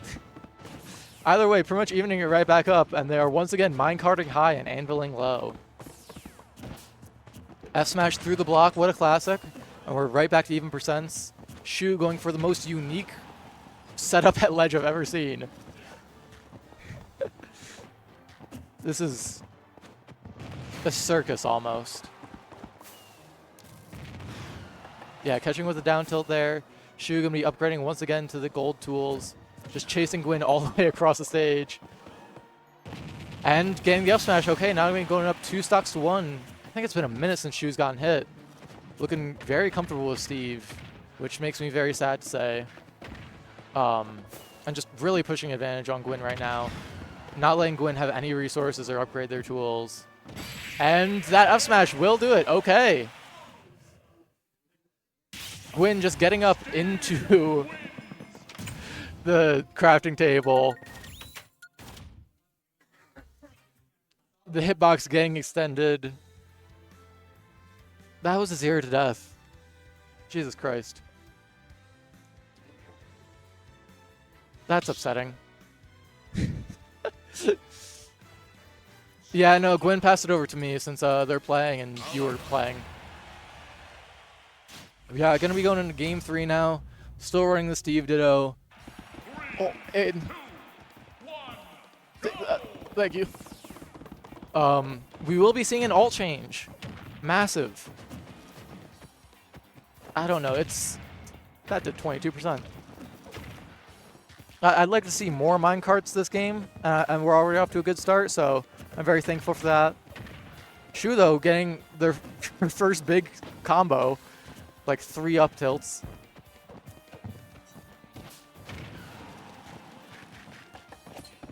I don't know, I'm kind of at a loss for words when they just sit here and mine.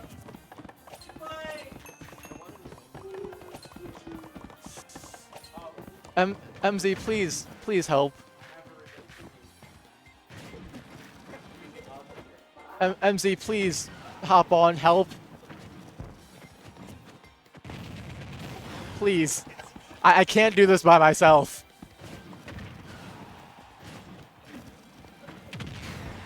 Thank you. I can't commentate this by myself any longer. It's backwards. moves too. Yeah. No, this is peak. I love the Steve Dittos. Walk me through it. Okay, so she's been made. So what you get to see is you get to see the players at their goofiest, but then also at their most like creative. I feel like I just get to see minecart out of disadvantage 50 times. You do get to see a lot of that, but you also get to see them try to do different stuff. In this case, though, it just looks like Shu's winning too hard. Like, I don't think they're just getting that. Last game was a bit closer, but here Shu's opened up pretty strongly. Minecart. Yep. Yeah. Okay, that time it works. There we go. Yeah. If you do it enough, it will get the kill. I think that's what we've taught the teammates. Minecart. So Gwyn got hit, and it canceled the TNT like down smash explosion stack. That's so weird. Yeah, no, it's very much a wacky matchup just because there's so much that each character can do against each other. Yeah. So I mean, there is a lot of room for creativity. Just I'm not sure if we're getting that with these two. I feel like it's more just a Mickey Mouse matchup with these two. Like if it's Akala Onin, that's creativity. That's Michelangelo. This is a preschool splatter paint. Yeah. And I have a soft spot for preschool spatter paint, as a teacher. But like, it's also hard to do the times when they're just camping and stuff on your own, because you kind of need someone else for that. Okay, this is a good opportunity for Gwyn to maybe get last stock, which is automatically scary. Okay, and there we go. Yeah, Anvil back air, and now we're going to the last stock now. Gwyn with an opportunity to bring this set to game 4 at least. Both of them just okay, and that's the set. No, perfect. See? Perfect moments. I guess, you know what, to be fair, it wasn't minecart at a disadvantage. No, it was just minecart at neutral. Yeah. And both of them did it. Yep. Just Shu did minecart a bit better, and she won because of that. She was the better minecart clicker. He's driving a I'm driving a Prius, he's driving a Ford F-150. I think it's just a skill issue, if I'm being honest. I was saying, like, have you ever really seen Shu play, Steve? I've seen Shu play a multitude of characters. I've seen the Sue Steve. I haven't really seen it before, but I'll take your word for it. I was saying, like, I imagine it's good just because Shu probably has, like, top 3 randoms in the state. Yeah. But I wasn't sure to what level. Yeah, she can do whatever. It's like the Kazuya, where she doesn't have all the combos down and stuff. I hate like enough of them. Shu, I hate your Kazuya. No, I hate your Kazuya. Yeah. I mentioned the Kazuya, and he immediately got mad. I remember there was a phase where you and Feller would just do Kazuya dittos every single time. Yep. And it was the most upsetting thing to watch. Because you're both incredible players that I very much enjoy watching. And it would be electric into Mist Electric. That's special.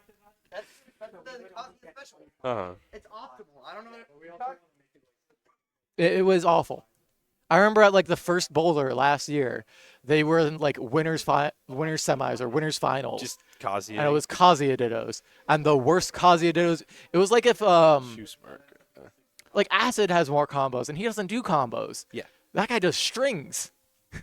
Well, he intentionally messed up. Like I think he could if he wanted to. It's like if he'll just electric into like jabs. Yeah, no, it's Acid freestyles out of choice. Yeah. Shu and Feller freestyle because they didn't know what the fuck they were out of necessity. Which is either way. Yeah, sounds like Yaz was able to make it past Mib or Algae. Yep. Only playing against Mib next. Oh, actually got an upset. Wilsonator taking it 3-2 over Rovi in the losers bracket. Okay. Yeah. Good for him. Yeah, Wilsonator. Seth Wolf seems weird. Mm-hmm. Like, I can believe that. That's No, I mean, funky matchup. Wilsonator just moved here pretty recently, if I remember, from Arizona, I heard. And so already stacking up wins on like some of the gatekeeper level. That's a pretty good start for your move to Colorado. Yep. Yeah. He came from Arizona, but he was originally from MDVD. Gotcha. Okay, well then, that makes sense. Since Xanadu has turned out like a lot of strong players, MDVA has been historically a pretty strong region in terms of depth, so that makes sense. Yep. Who's he gonna match up into in losers? Wilsonator in top 8, they'll be playing the winner of Shadowcat and Backflip. Okay. Which is actually happening right behind us. I was watching that. It looked like Backflip was winning. He took game 1 pretty solidly the first time I saw it. I feel like that matchup has to be awful, but also if you're playing Little Mac, you must be used to awful matchups. So you're used to it, and relative for Little Mac's bad matchups, Palu's not that. Like, really? It's definitely winning for Palu. It's just +1 instead of +7. Yeah, it's not quite as me.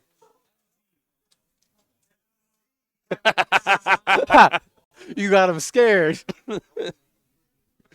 He doesn't want to reveal his tricks again. Because I went on like a 4 or 5 set winning streak into him, and he just broke it. And I don't think he wants to reveal anything to get that started again. Not in our redemption bracket, at No. least. He'll save that for grand finals of Evergreen Smash 10. or Exactly. whatever. Exactly. Yeah. Speaking of other events, though, do you want to plug? Tomorrow, here at the Lone Tree Hub, we'll be having the first Rivals Arcadian in Colorado. Yeah, I heard it's. talk about it. Yeah, you do this. Yeah, Rivalry atop the mountain, if I remember. Hello, yes, Rivalry atop the mountain, the first ever Rivals 2 Arcadian in Colorado. It's going to be super fun. We're going to have a bunch of like fun side events for people who like can't enter the main bracket. It's going to be round robin pools into a top 8 cut. You know, got to get a lot of games in for the new people. We're also doing incentives. The highest placing new player from each game gets $20. That's like your entry back. Yeah, and no P+ or Melee players have signed up. Oh. So we might just extend that to the top 3 Ultimate players who are like new. Or just like, you know. Yeah. Or, you know, if you are a P+ player or play P+ or Melee watching this, yeah, sign up, and that sounds like you'll just get the free We've been $20. trying to get them to sign up. And I'm like, I went to the P+ like major, and I was like, guys, come to the Rivals Arcadian in 2 weeks. And they're like, I'll think about it. I don't really play the game anymore. I'm like, yeah, but you could win $20 for going 0-6. So, like, you know, also I've heard it's going to be your guys' biggest event in the state so far. Outside of the showcases, yeah. Yeah, that'd be great. Yeah, a great way to support We've the got like scene, 30 people see already. everyone. Yeah. It's very nice. Yeah. Well, We've also, controversial take, we're bringing back mid-set coaching. PR players are going to get to coach that's what the newbies. It was great. I loved seeing it at the Colorado Arcadian, so I think that'll be a great change. Hell yeah, it's going to be super fun. Yeah, and then also the SSE Fall Showcase. Speaking of the showcase, yeah. No, it is now officially a B-tier event. Woo! As you can see, we have a bunch of strong players. Monty, Ouch, Base Mage, Ploopy, bunch of players. It officially cracked 100 entrants as well today, so make sure to sign up if you haven't already. I literally just got Elijah Min to sign up, the GOAT. Yeah, no, you can sign up now and pay the venue later, so you don't have to worry about making that payment right now, but it's going to be a great time, biggest event in Colorado's history, so, you know, make sure to make it out there. But right now, we're moving on to another great matchup. I'll let y'all get back to commentating. Appreciate it. Yeah, Thank you so much for letting me plug. Of course, yeah, no, definitely go check out the rival scene. They're sick. Great to support them and other platform players in Colorado. But talking about the platform player, me and you play the most now. Yeah. And 2 of the marquee characters from it. Yes. Fox Pithra. 2 of the defining characters. Marquee? Oh. At this point in Ultimate, for Ultimate, yeah, I'd say. I got so distracted by that, but that was a beautiful little shine spike from Yaz, which feels like a very much like these 2 play each other quite a bit. Yeah. That definitely felt like you don't see that in game 1. That's a Two Cody players Zane who shine aren't- spike. Yeah, exactly. Yeah. Like they have enough history that Yaz can just run off and do that. But also, Yaz is the type of player to actually go off stage and threaten it, and this is the type of matchup to where you can edge guard Pithra as Fox. There are very few where you can, but this is definitely one of them. Yeah, it was nice that it worked out, even with the reverse, just getting pineapple under PS2. But that I'm shocked that didn't kill. Yeah, Mib, very, very strong on those like down air conversions, and usually knows which ones are going to kill. So I just kind of assumed if he's going for up air and not up B, that was just going to do it. Yeah. By the way, I mean, Yaz off to a pretty strong start right now. This is one of the few matchups that is agreed that Pyra and Mithra lose. So it'll be interesting to see him do that, or see how he reacts with that, especially considering the last matchup that he played, that we also saw on stream against Milk God. Yeah. It's an incredibly different one from Pyra and Mithra. Yeah. The pace is just so off. Yeah, no, Pyra and Mithra, they're incredibly different characters from Pac-Man, but already we're seeing some similarities. Like in the, I'm not sure if you watched the Milk God set, Yaz was using a lot of grounded side B to get, like, as an approaching tool. Yeah. I've already seen him do that once here, but I don't think it'll be as useful just because of the nature of the matchup. Yeah, Mithra has some like nice active like Naris and stuff that can really stuff that move out relative to what Pac-Man has. And also they're just so much faster. The speed here is just, I think that's the biggest pace difference, because even if Fox wins the matchup, he doesn't often have to play a character that has that same level of movement. And honestly, like, bigger burst if you consider the dash tech being disjointed. No, it is rare for Fox to have to face that. Most commonly, it's like in the Fox Ditto, you'd see that, Yeah. or in this exact matchup against Sonic. against Mithra in particular. Yeah. Well, even against Sonic, who can match you in terms of speed, it's not. It's a very different kind of speed that's being utilized. Yeah. So He's not like a disjointed type of speed. It's often like in a special move. Yes. Mithra can just dash around and throw out whatever she wants. But right now, Yaz, honestly, like taking that Shine Spike momentum, taking that lead, and has not dropped it. He's just keeping from there. But this is a big opportunity for Mib, and he can't find the forward air. yeah, no. Also, just like very good from Yaz right there, knowing that this up B will send Mib onto the platform. Okay, cool. Sounds like I'm actually being called for redemption bracket right now. Goodbye. So I'm going to hop off, but best of luck to both players, both wonderful people, and sign up and support your locals. Hell yeah. Oh, and that's, well, somehow died as we looked away. I think Yaz right now is just playing slightly cleaner. I think Mib has been finding good ways to open Yaz up, push him off stage, find openings, and then just like barely missing out on kills, barely missing out that edge guard. I don't think it's going to take a big tweak for Mib to start taking games here. Like this could easily go to game 5 from what I'm seeing so far. I missed the stage counter pick, but I don't know that many stages would make a huge difference in this matchup. Maybe we'll see like a small or something, a little less space for Fox to dash around, but not sure. Hollow also checks out. I honestly thought Yaz might have banned this one. I think Hollow against Aegis terribly annoying. Just the way she can use that center platform.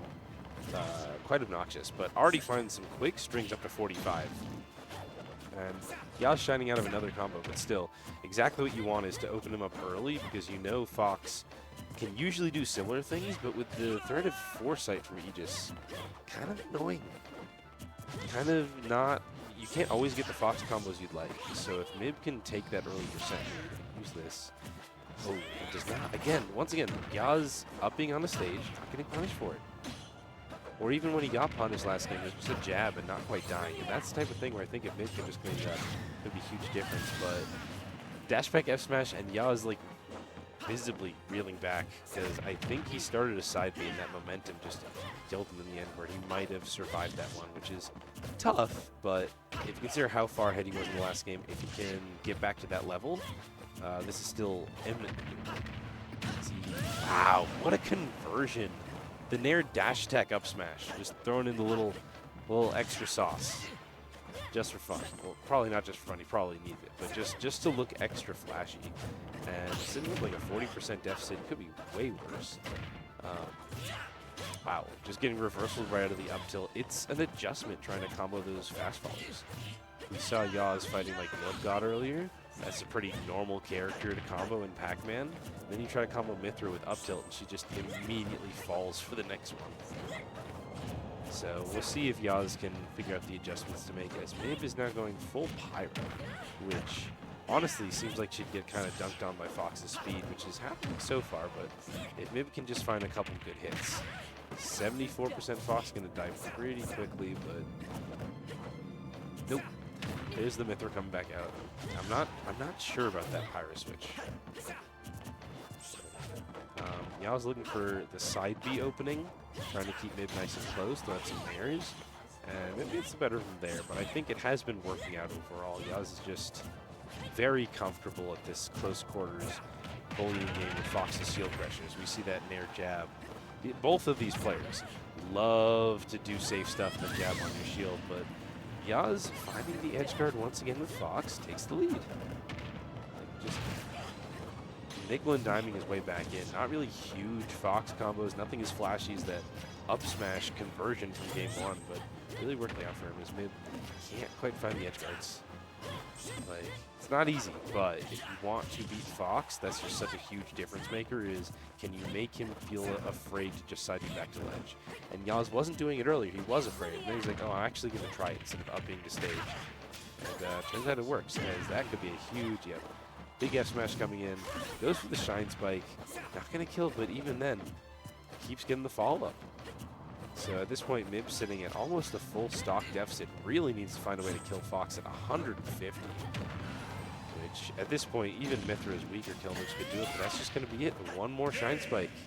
And Yaz completely turns the tables after the first stock, just thoroughly dominating in neutral. Mib honestly looked more lost than in game 1. Even after that start looked so good. Thinking hard, seeing what he'll adjust. I know Mib was talking to me earlier about trying to play differently with him. Although honestly, I don't know how much this stuff we were talking about applies to Fox, so maybe I won't leak it to the stream. But he had the lead in that game, and then it evaporated so fast. We're going to take it back to Hollow. He's confident in the stage pick. He just needs to find a way to handle that close-up Fox pressure. As Yaz just sneaking in dash attacks, sneaking in jabs, just finding those little hits on Mythra, which Fox is just so good at. Yep, nice little overshoot dash attack. Mib struggling to get down. Like, the center platform hasn't looked that, like, good for him. Whereas I think with Aegis, like, you can really use it to, like, sit under, throw down airs over. It can often be a pain, but I think he's quite, got quite stuck on it. With Yaz being under pressure, and still can't forward air off those side Bs. Like, you know he wants it. You know he knows what to do. Just can't hit these edge guards, which is might not be enough to win still. Like, that doesn't mean you're automatically going to beat Fox, but it's such a different thing. Because Mib honestly struggling to kill what's usually, you know, known for being like a light edge guardable character, like super good. But if you're going to beat Fox, that's usually how you want to do it. Wow, tries to up smash the side B on stage, doesn't have the timing, and dies for it. That's the other thing, he's been getting reversal off of Fox's recoveries, and Fox falls out of the neutrally. That's tough. I don't know if it would have killed, but that doesn't feel good. When someone just falls out of your moves. I mean, Mythra deserves it. She just foresights out of your moves instead. But yeah, that's pretty annoying. Yaz going for an F smash on shield and not getting punished? Surely Mythra has something fast enough. It's Mythra. Even if you have to up the out of shield while Fox is like slightly under the platform. But Yaz already just starting the nickel and diming, because if you take the stock first, they're both nickel and diming, and then Mib just doesn't kill. Nope, jab not going to do it. Yaz can side B and jump back. Jab will do it there, close enough. So this could go back to even pretty quickly. They're both good at racking up the damage. It's just the keys. It's just finishing that stock, and then, wow. Looking for a big F smash read there. That could have been deadly. It's like right after I said this could go back to even, but Mib gets another shot at life. He's got like 35% on Yaz. Yaz is just playing too clean right now. Finds the Shining Spike. Ooh. Gets clipped by that up air. Mib might have just been dead. Like, up smash might have just covered already. Just drifted down smash. Down tilt, up air, not quite gonna kill, but at this point you have Fox at 85. So in theory, this could be like pretty close to even. Like, you're both kind of able to kill each other, and Mib bets it all on an up out of shield, and Yaz was just spaced a little bit too far. That's tough. Because I think he's feeling the same thing. I really want to kill this Fox. He's so annoying. He's living so long. There we go. Gets the F smash on the recovery. Finally actually finds an edge guard. Keeping it close. But man, he wanted that kill with the up B, and it cost him.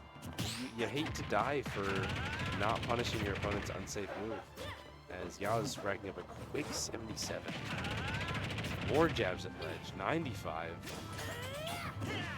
And Mib is in dire straits, and I can't even get it out before Yaz just finds that dash attack up smash.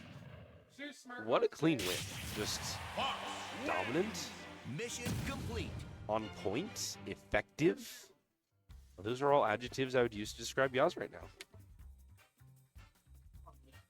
And looks like we're going to get Shu Smirk Winners Finals on stream next as well. This should be interesting. I haven't watched these two play in a while, but I have seen their sets reported. I've seen Shu play Mario into Smirk. I have seen Shu play Kazuya. I've seen Shu play the ZSS, the tried and true, just like trying all these different characters. And Smirk has got, you know, the Bowser and the Ryu. So I'm interested to see what they'll pick up, what they're gonna try, and if I'm gonna get to find out before we get to call me into the redemption bracket again. Oh, we're not getting it. Shu is in the middle of a rival set. They're playing a round robin bracket. It is not over. All right.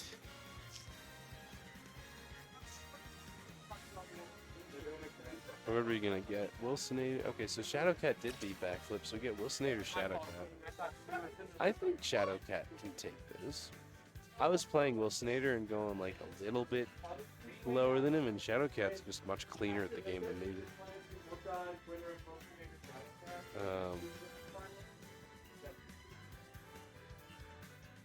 Looks like we're just gonna wait on put another stream match on.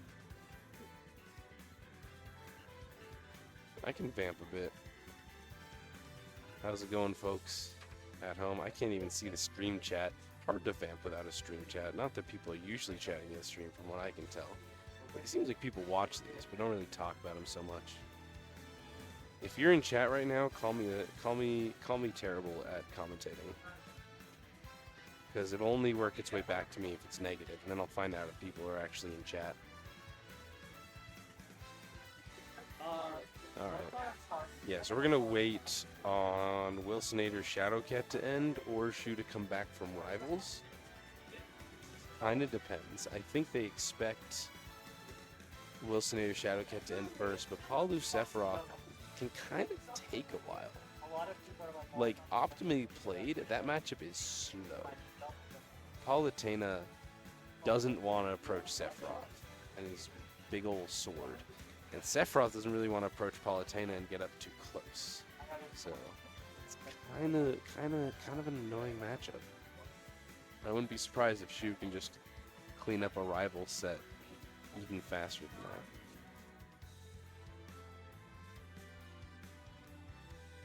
than that.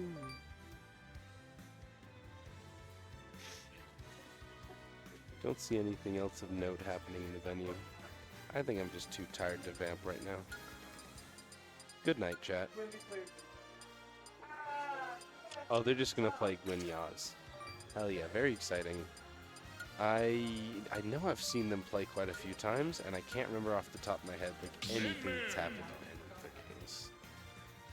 What do they look like? Does Yaz just run Gwyn down with the Fox? Does Gwyn just min-min all over Fox's bad recovery? Does Gwyn go a different character because Fox min-min isn't as winning and as min-min's other matchups, and Gwyn tends to like secondaries if the matchup is only like fine and not, you know, discussingly good? Oh, Shu's back now. Shu's back now, and they've already started. What a shame. Okay, it is Fox min-min. Cool. And Yaz starting off with a quick 45. Like, Yaz was just really on point for Smith. Playing super well, finding those really tight Fox conversions like dash tag up smash. So he is hot and warmed up. And Gwyn, I don't believe, was playing for a little while. So we'll see if that initial momentum could really be nice for giving Yaz the laser game one. As he has, well, he's finally been touched. But lovely start. Running Min-Min down. That speed, staying close, that's what you want. The moment Min-Min gets to go away, gets to push you off stage, Min-Min probably has a bit easier of a time edgeguarding Fox than Aegis does.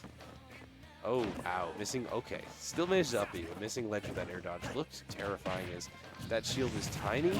Yaz going for that shield break setup. Gwyn wise enough to drop. But boy, 161 barely answered. And that's a hot stock from Yaz. He's playing on it. He's playing fast right now. And like I said, really accurate. Yep, finds that tech chase. Quick 73. Not just lapping Gwyn in percents, but lapping and quadrupling Gwyn in percent almost. That's it. That's a 0 to death. Yaz was not touched. Gwyn is shaking her head. I do not know if Gwyn has the mental to come back from this start. I do think Gwyn has the ability to like start taking games after this, but the 3-stock to 1 comeback after that, Yaz still has not been touched. After her shaking her head, is Yaz going to go off? And he does try to go off. And yeah, Gwyn is just going to take the stock. Very understandable. Doesn't even look happy about it. Usually that can be like a momentum swing. Like, all right, I did the thing. But she's just not even looking like, oh, yay, I took it. She's just looking defeated. Like that wasn't her choice. Like someone else just guided her through. And it still says Gwyn is a Steve player up there. We'll see. She might go Steve. Steve Fox. Famously a silly matchup. doable for Fox, but it's funny. You can walk the dog. Haha. I couldn't see. I'm looking at a little screen. I couldn't see. Okay, it is Steve or Alex. Excuse me. It is Alex. My bad. All right, and it is a little bit of hollow, which is usually pretty nice for Steve. But also, this is the stage that Mib tried to counterpick Yaz on, and it did not go too well. Quick 50 though. This is literally already better than the percent Gwyn did last game. Mine carting out of the corner, get a disadvantage. Yaz is ready to cover that, but doesn't take too much damage. And honestly, like, no walking the dog, no, like, super weird Steve shenanigans. Just solid combos and then Anvil killing stupidly early to put Gwyn at the same kind of lead that that Yaz had in game 1. Hello again, gamers. Hello.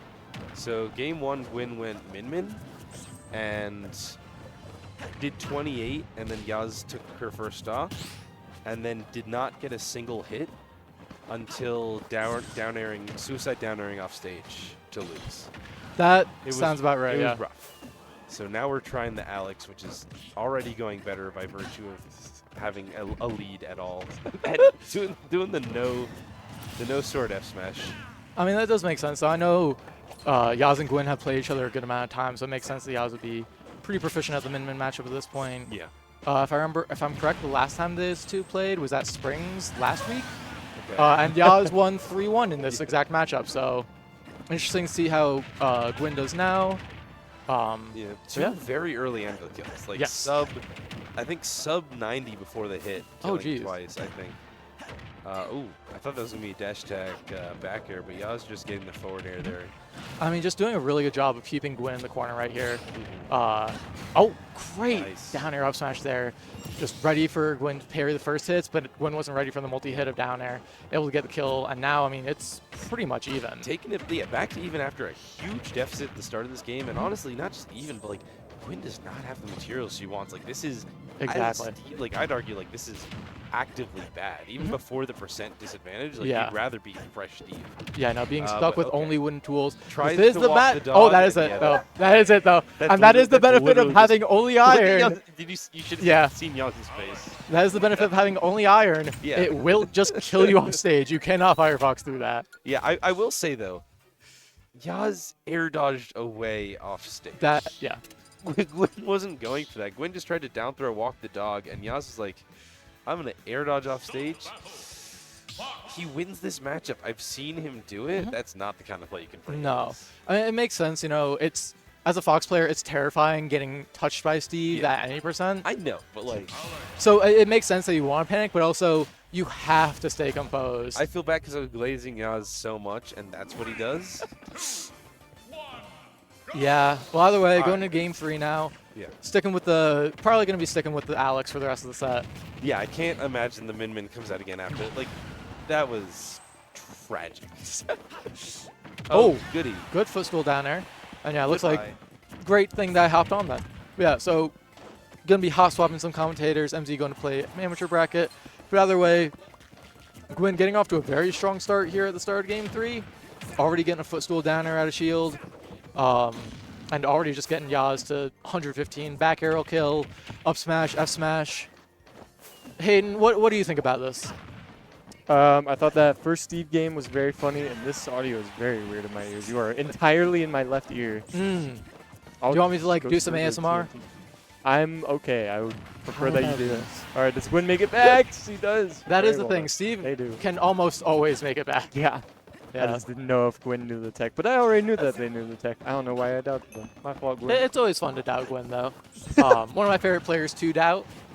But I mean, either way. Down air up smash again. No more anything. Yeah. Yaz, I like that. I've talked to Yaz about that before. I'm personally a Fox that prefers going for down air instead of an air up smash. Everything is awesome. Oh, didn't get the final forward air. That should have been a kill. Yeah, by all accounts. By all accounts, Yaz should have died at 0 there. But he got away only taking 40%. What a steal. Yeah, I mean, he's doing a very good job of pressuring Steve and staying up close. Good weight there on the air dodge. Not expecting Gwyn to anvil, otherwise we would have seen a shine, but I'm just doing a really good job. Tomahawk there. Gwyn's still a little bit behind here. Interesting anvil there. Yeah, and only one stack of iron left.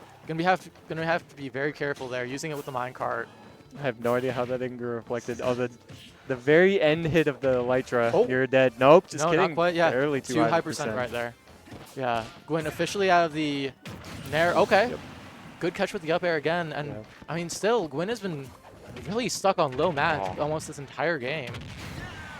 Able to down air there. Not quite gonna kill, but Could be next that good time hit of will. Oh, no punish on that. That is interesting though.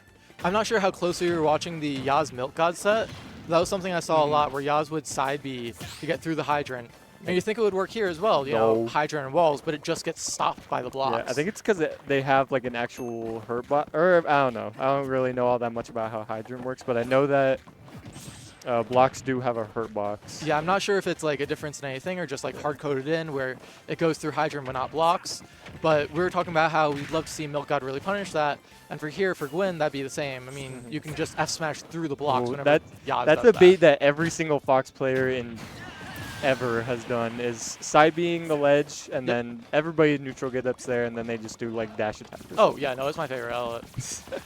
I like dash attack and then F smash. That's my favorite. When minecarting the block. Yep, just yeah, like there that. You go. That's exactly what I was talking about. Not even really a punish. That was kind of just a reaction. Oh, the block! Yeah, no, that was almost very what scary. on but earth? The yeah, landing got to be very careful. Oh, and once again, yeah, down air up smash. It is Fox's best move. Which one, down air or up smash? Down air. Okay, yeah, I was gonna say up smash. Fox's best move.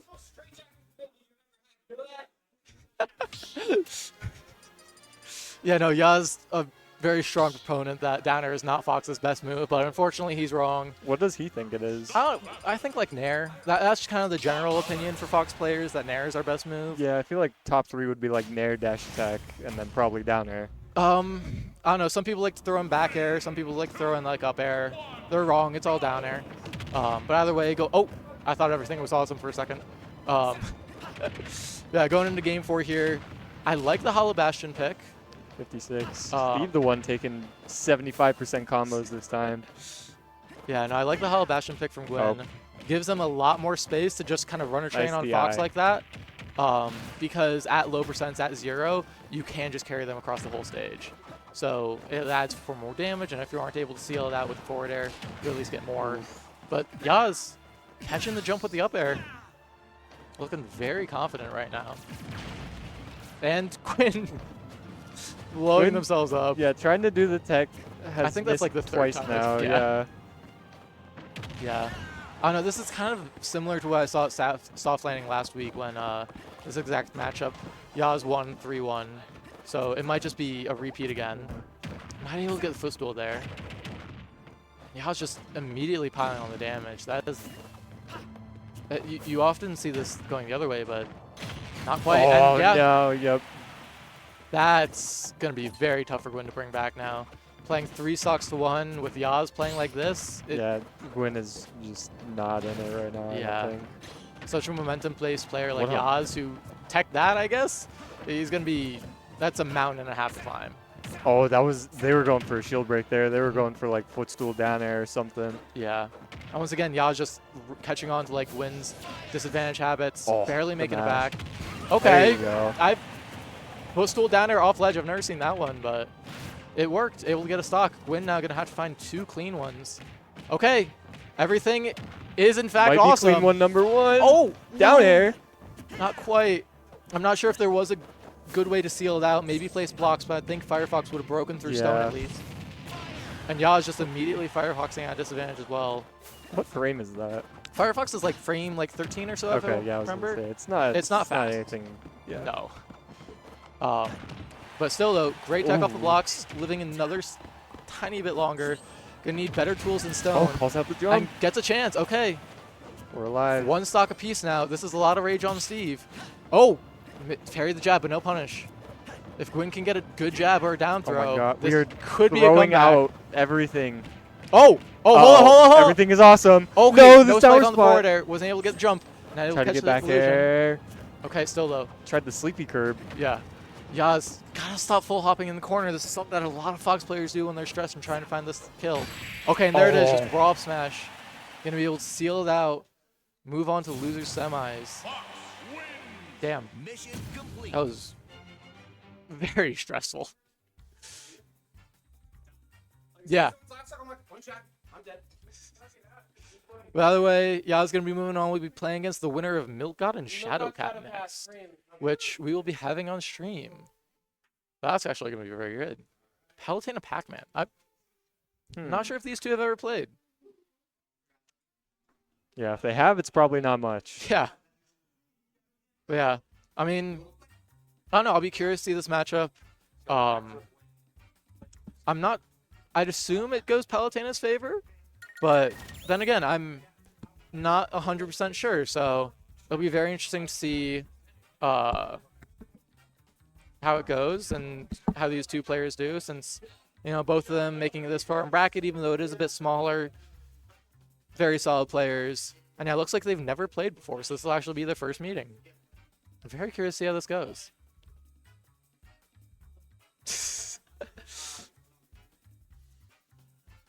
Yeah, no, bracket going pretty smoothly so far, it looks like. Oh, there it goes. My title just turned off for a second, but it's back now.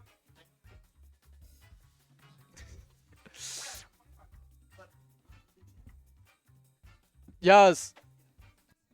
Oh, okay.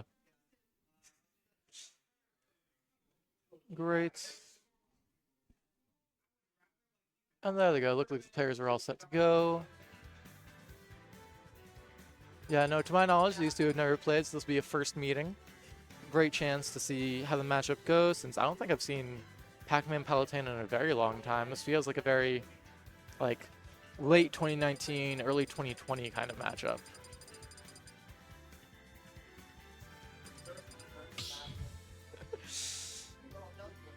So I assume we'll just be sticking on PS2. I don't know if matchups like these are really two-stage dependent. I don't think they'd be, just because both these characters, they're not exactly looking to cheese you off of any stage mechanics or anything like that. Nothing too severe. So it'll probably be pretty neutral. I don't know. It'll be very interesting. I haven't gotten to see too much of Shadowcat. I know that they don't come out to events too much, but it's always a treat to see them play. We don't have... I guess we have MZ. I was going to say we don't have too many Palutenas, but MZ is always pretty present, which is nice. It's always good to see another flavor, and like I said, we'll be starting off on PS2 right here. Hello.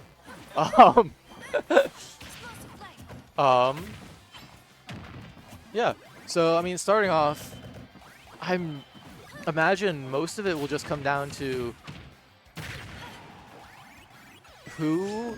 I'm actually not too sure what they're both looking for in this matchup. I mean, I know Palutena in general, she's looking to impose space and kind of be safer with her back air, forward air, and then really capitalize off of punishes with neutral air and control space with her projectiles. And Pac-Man is also looking to control space with his projectiles, but is looking for a more long form combos off of Galaga and forward air, but also sets up more traps and more set play, you could say. So it'll be interesting to see how they interact. I mean, already we're seeing Palutena counter interact with Pac-Man down air and Hydra at the same time. Not quite able to help Shadowcat get off ledge. Going to be losing their first stock pretty quickly, but it's an interaction I'm not sure either of these players have seen before, so we'll be learning alongside them. Yeah, I know that one thing Palutena is very strong at, though, is ledge trapping, so I'll be curious to see how Shadowcat does when Milk God's in the corner holding fruits like Galaga and Bell, since in general one of Pac-Man's strengths is being strong in disadvantage at places like ledge, where you can just get insane reversals when you aren't prepared for it. So Palutena, who's so strong at 2-frame with down tilt, so strong keeping you in the corner with back air and air, so strong at just punishing you with stuff like roll behind back throw. I'll be curious to see how Shadowcat adapts to that as the set goes on. Already though, I mean, Milk God doing a very good job of just doing safe pressure and playing his game. Not really worrying too much about what Palutena is looking for. Even there, even when getting 2-framed, just retreating back off stage, knowing exactly where he's comfortable and not panicking about it, knowing that he has the time. Okay, and yeah, going to be eating a back air there. Shadowcat taking the first stock that they've taken this set. Still the 140%. Milk God, one good back air, down air away from getting a full stock lead here. I mean, Palutena very strong at racking up damage. I imagine Pac-Man's kind of in the exact right class for those Nair trains. Just a bit floaty enough, a middleweight, so you don't have to worry about them falling out too quickly. Those Nair trains will probably be good money for Shadowcat. Oh, great setup with the fruit though. Throwing it backwards, tricking Shadowcat and thinking it wasn't going to be a play, and then the water just immediately shooting it back, hitting them and taking the second stock. Milkgod now playing with pretty much a full stock lead. But gotta be careful, that up air is so good at sharking. Oh, that's also a really interesting play from Shadowcat. Kind of already acknowledging the 50-50 with Pac-Man, where they can hydrant down when they're trying to recover, they can air dodge, which the 50-50 being hydrant would be reflected by a counter, and if you just wait and get hit by up air, you could just die incredibly quickly given how strong up air is. So we'll be curious to see how that kind of 50-50 does, especially since, like I said, the up air is so strong and countering hydrant so strong, but it looks like mistech by Shadowcat, not going to be able to recover, and that's going to be an early stock loss. Milkgod going to be going up in the set 1-0 right there. Pretty strong game one from them.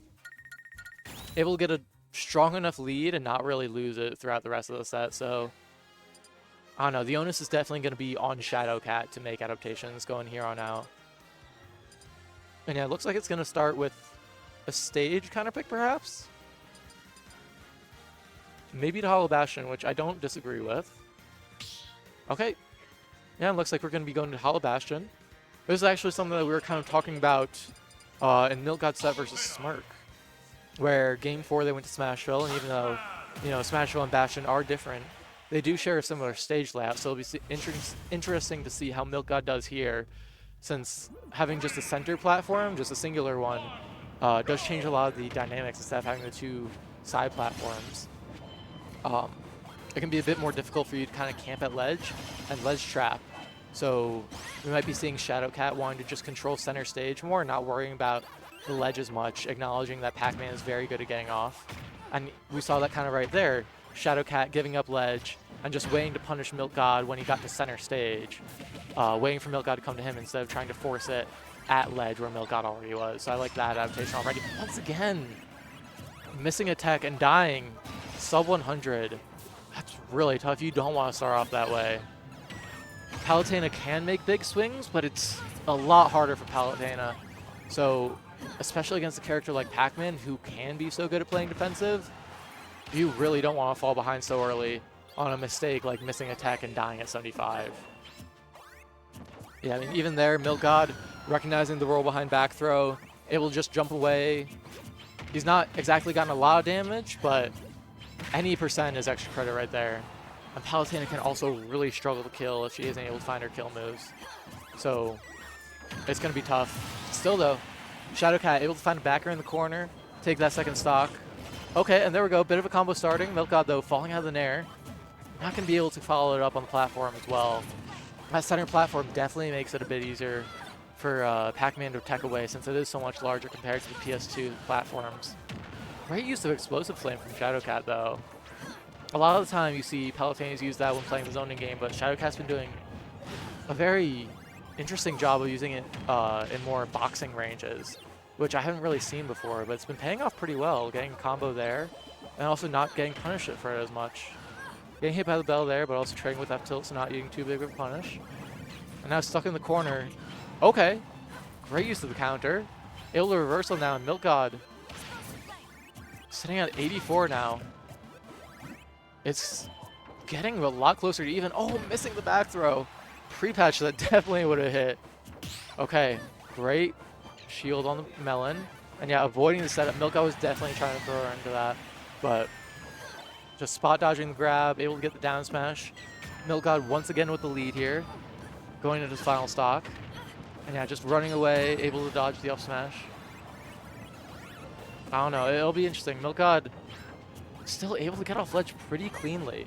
He's done a very good job at avoiding Palutena's tools there.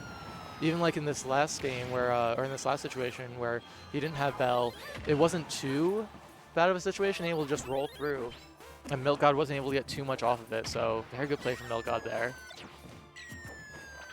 Yeah, great back air, getting Shadowcat into the corner now. Okay, but still, once again, back air, going to see out the stock, and we're going to last stock situation now. Milk God up 60%. Definitely a good amount, but at those low percents, Palutena can make a lot of damage here quickly.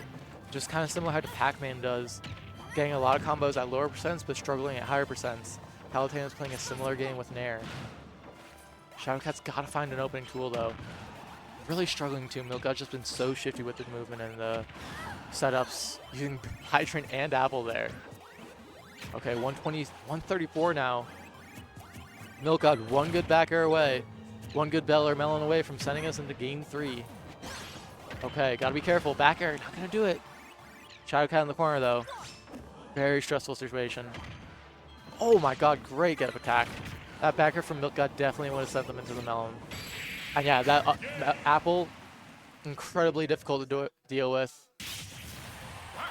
Great angle from Milk God, great recognition, catching the jump from Shadowcat off ledge.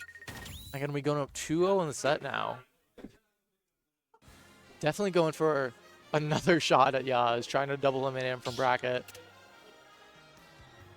And yeah, looks like we're gonna be maybe staying on Hollow Bastion, not too sure. Okay, it looks like we're gonna be sticking with Hollow Bastion. I don't disagree, I like the stage. But I'll also be curious to know what Milk God banned. And yeah, we're gonna be sticking with the characters. Palutena Pac-Man, no reason to switch. Game 3 now, Shadowcat on the verge of being knocked out at 5th. Milk God looking to move on and take on Yaz again. We'll be running it right back. Milk God off to a pretty aggressive start, just jumping in with that forward air. And yeah, this is, I think, the biggest kind of combo that we've seen Shadowcat get all set. Getting the triple nair and getting a very strong start. This is kind of what they've been looking for, but haven't been able to find, so it's good to see them get it very early in Game 3 here. Definitely a good sign if you're rooting for Shadowcat. Okay, and yeah, not just a bit too early on the front there for the Hydrant. I mean, already, okay. Yeah, not running into that smash in the corner. Very good, very good. Okay, and yeah, getting the 2-frame there. Milk God just recovering quickly. Okay, and once again, we're seeing a lot of good changes. Shadowcat already getting better nair combos, taking a stage spike that would have killed him at 75. Really good to see those kind of changes, but still stuck in the corner against Milk God. Able to recover high and get the reversal. If they're able to take the stock here first, that could be a massive swing on momentum since they haven't really had a strong lead this entire set. Okay, dash attack not quite going to kill. Able to go under the melon there. Once again, got Milk God at ledge. Down tilt, not going to get too much off of it. Pac-Man is just too floaty and can just float away. Okay, not going to hit by Bell, but that dash attack will be taking the first stock. And Shadowcat with the first lead of the set, I believe. Okay, big nair to start at the ledge, so can't get too much, but 30% about, not bad at all. And getting Milk God in the corner, that's where you want him. Good use of Explosive Flame as well. It lasts so long that even if they do neutral get up, you can still just hit him immediately after. Ooh. Yeah, Shadowcat's doing a very good job right now. Kind of similar to how Milk God was the past 2 games. Of just playing a very safe game with this lead and choosing very smart spots. So right here, Milk God off stage, no jump, gonna have to recover low. Shadowcat just waiting out, trying to 2-frame with the down air. And then just ready for Milk God's aggressive approach off ledge, beating it out with that back air. And already, I mean, gotten 100% of extra credit on this last stock, or the second stock from Milk God. Looking like Shadowcat might just get an entire stock as well. Okay, down tilt again. Yeah, Milk God just being very smart, DIing out, air dodging. And that keep won't kill. My god. Okay, that Hydrant will 175, Shadowcat losing their first stock. Milk God keeping it at even stocks, but falling a good bit behind in percent. Pulling Galaga in hand though, this could be a big difference maker. Not quite able to get too much off of it and getting clipped by the last hit of back air, up air. Shadowcat up a full stock now. This is looking a lot different from games 1 and 2. Yeah, I mean, Milk God starting off very strong though. Getting nared though. That's the thing, these low percent combos can be very strong for Pac-Man, but a lot of them can rely on tech chases, so missing that tech chase there, Shadowcat was just able to jump out, immediately get the nair, and turn it into their own combo.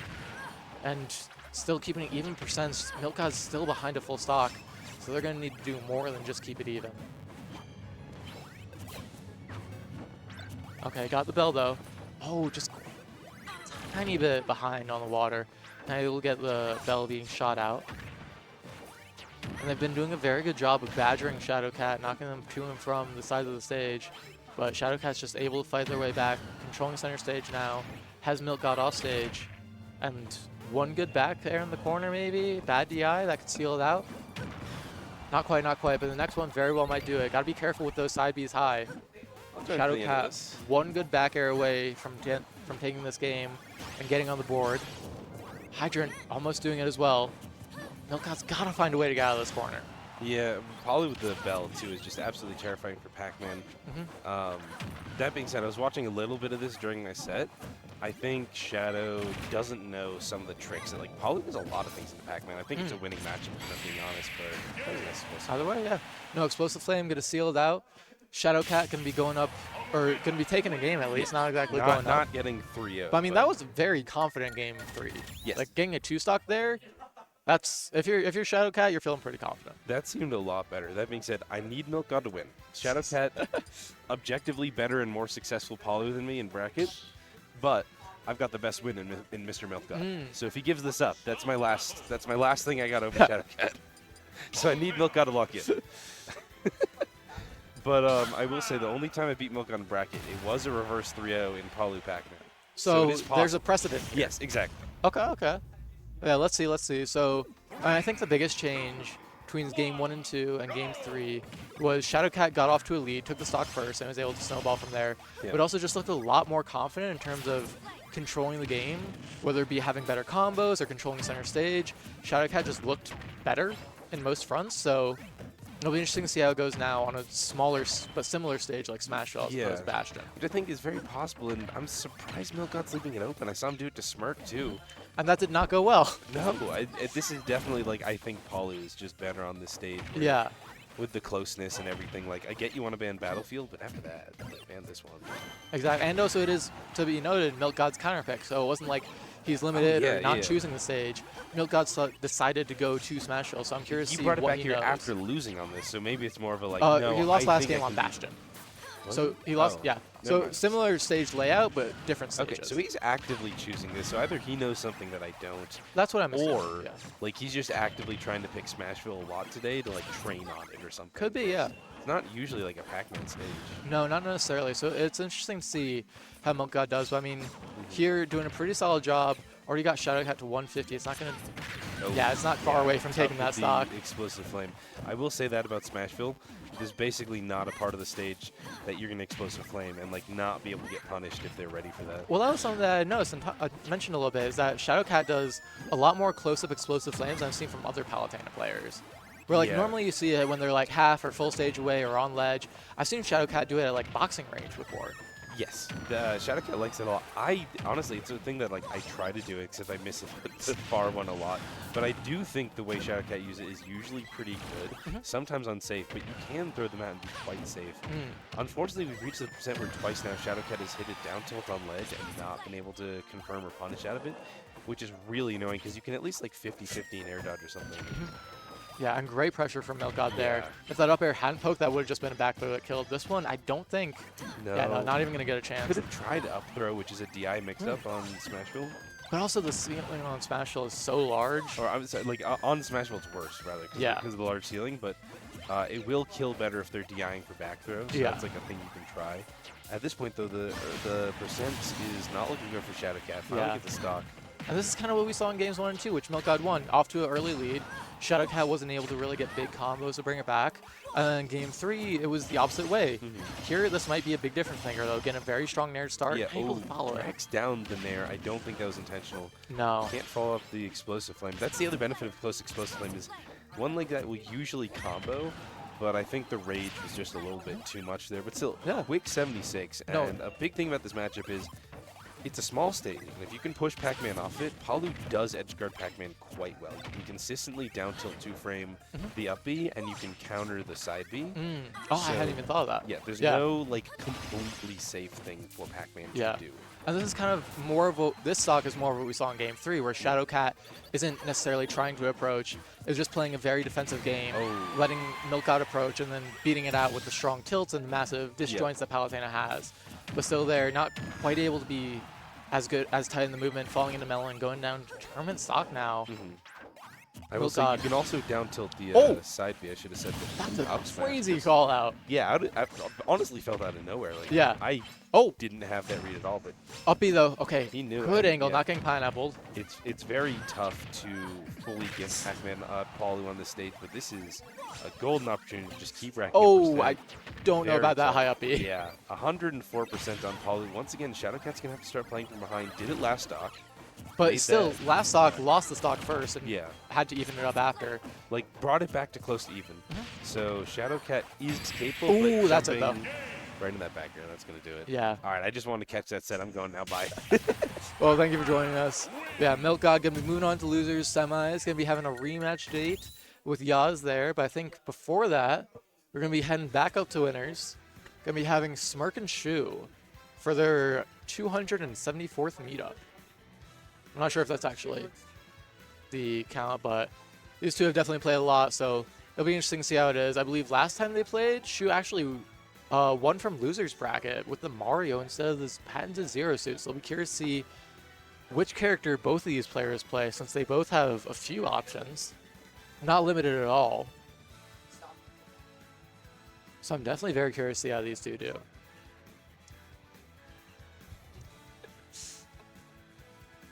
Yaz, money match me.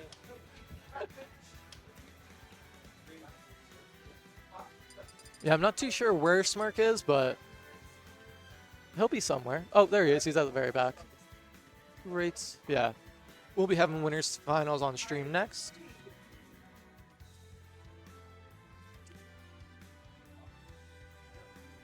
Yeah, I don't know. If you're watching this stream, I'm sure you've seen these two play a million times.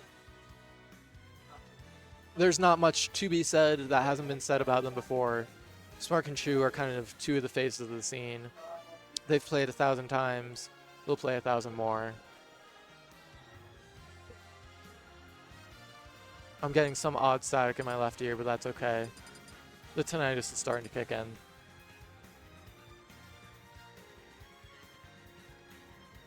Hello. Yeah, it looks like they're going to be going through bands, but I mean, either way, we'll be having Milk God versus Yaz right after this, and then we'll just run the losers gauntlets. Definitely a bit of a smaller ESF tonight. I believe only 20 or so, 21 entrants if I remember. So definitely on a smaller scale, but still plenty of good sets, plenty of good players.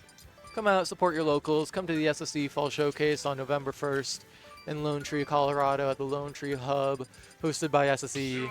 It'll be Colorado's first ever B tier. We just cracked 100 entrants today. If you miss it, you're going to be missing out on a Power Colorado Smash history. These two, though, Colorado Smash history in their own rights. Going to be starting off with the Ryu and Mario. Very interesting. I know Smirk has been playing a lot more Bowser recently, so it'll be interesting to see how his Ryu does. And Shu mostly plays Zero Suit in all matchups. Like I said last week, able to win ESF from losers with Mario against Smirk. So this might be a new counter pick we'll be seeing a lot more frequently. I don't know, off to a pretty even start though. Shu kind of stuck in the corner. Mario doesn't have the largest tools to kind of outbox or keep Ryu out. So I'll be curious to see at what range Shu is looking to play at. And Ryu, Smirk doing a very good job already of just tracking down and staying close to Shu. But also, both these characters have such incredible combo games when optimized that this might just be a I hit you twice and you die kind of matchup. I know, we'll have to see. Unfortunately, I didn't watch their set last week, so I'm not sure how that went any more than just Shu won. But I'll definitely be curious to see how this game goes. Smirk kind of giving up his first stock, re-grabbing ledge there, and Shu able to just get the down angle F smash. So 2 stocks apiece right now. Smirk with a pretty strong lead, 90% or so. With Shu getting him off stage. I'm sure we'll be doing a BV. Oh my god, no impact land with that. But I'm sure Shu will definitely be trying to hunt and edge guard Smirk off stage. Having such strong tools like Cape to just reverse Tatsu and kill him very early. Flood as well can gimp Ryu at an early percent. And having moves like back air and a lingering nair to just mess with Ryu if they decide to go low. So I'll be curious to see how Smirk recovers and kind of adapts. Oh! Oh! But Shu going a bit too low right there. Getting the footstool, but not able to make it back, even with a jump and an up B.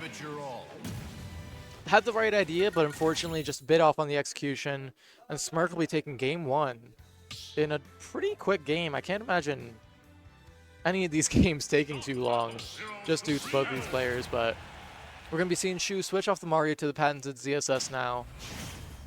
I would have liked to see the Mario maybe for one more game, but I understand wanting to switch off, maybe go with the character you're more comfortable with. And in all rights, these two know what they're doing, so I'm not going to act like I know better. Already off to a pretty strong start for Shu, quick 60%, mostly just following Ryu's techs and kind of chasing around center stage. Doing a very good job of that.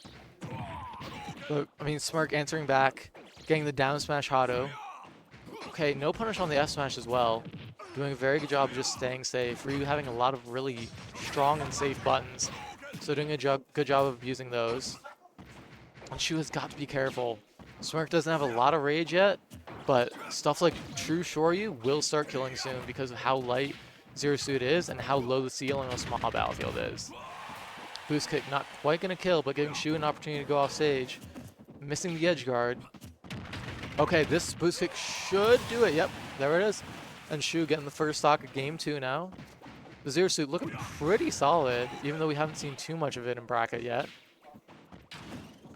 But right now, gotta find a way to get out of the corner. Plasma Whip will get Smirk a little bit off. Able to kind of jump over, reset to neutral. Hard Tatsu, not gonna kill though. Interesting that Smirk didn't go for the Shoryu, considering how close they were. But I guess it might have been misinput. Maybe he didn't think it would have linked, gone the wrong way. Not quite gonna get the kill, but that forward air will seal it out. Only taking 35% on the second stock. That's not too much for Ryu, so you don't gotta be too worried about it. With Shu now back at 0%. Ryu can get a lot of damage very quickly, so you gotta watch out for moves like landing nair, down smash, anything that can link. Yeah, down tilts like that. 23%, not the worst. And now it has Smirk in the corner. Ryu can really struggle to get out. So this is where Shu is really going to want to apply pressure. Jab 3 getting shield grab though, and immediately just reversal. That flip kick is so good for getting back on the center stage. Interesting though to see Ryu up throw. And it doesn't feel like it, but Smirk has brought this all the way back. Tatsu not quite going to kill yet again, but oh! Great use of the flip kick there. Getting the paralyzer and then using the flip kick, get on the other side and send Smirk right into the blast zone. Would not have killed if sent to the right, but really good awareness and maneuvering by Shu to get that kill. And once again, taking the stock first, able to get a good amount of extra credit. 56% now, misinput from Smirk, that's another forward air. Off stage, gotta be careful, covering high. Shu, yep, back air, and that'll just seal it out. Great last stock from Shu right there, just pushing advantage, not letting Smirk breathe at all. Especially following him off stage at the very end there. Knowing that Smirk wanted to go low after using Tatsu high and just back airing immediately, getting a stock below 100%, which in this matchup, that's exactly what you want to do. So we're just going to be running it back game 3. Ryu versus Zero Suit. It'll be interesting to see if Smirk loses this game. Does he switch to the Bowser as well? By the way, just running it back, same character, same stage. Only change is the ult from Smirk. And starting it off, both of them just kind of playing very footsies. Smirk getting the first real opening, down tilts into the Shaku. And yeah, Shu running in with the up tilt, not getting too much off of it, but still just getting Smirk above her. I think that's where she wants Smirk to be for this kind of matchup. You want to be able to shark and stop this character from landing, since outside of focus, Ryu can really struggle to land. So if you have a multi-hit tool like up tilt or like up smash, you can really just keep Ryu in the air. Especially for Zero Suit, who's so fast and a fast faller. Even if you only get a single hit, you can still beat Ryu back to the ground. But yeah, really good DI out on that down tilt.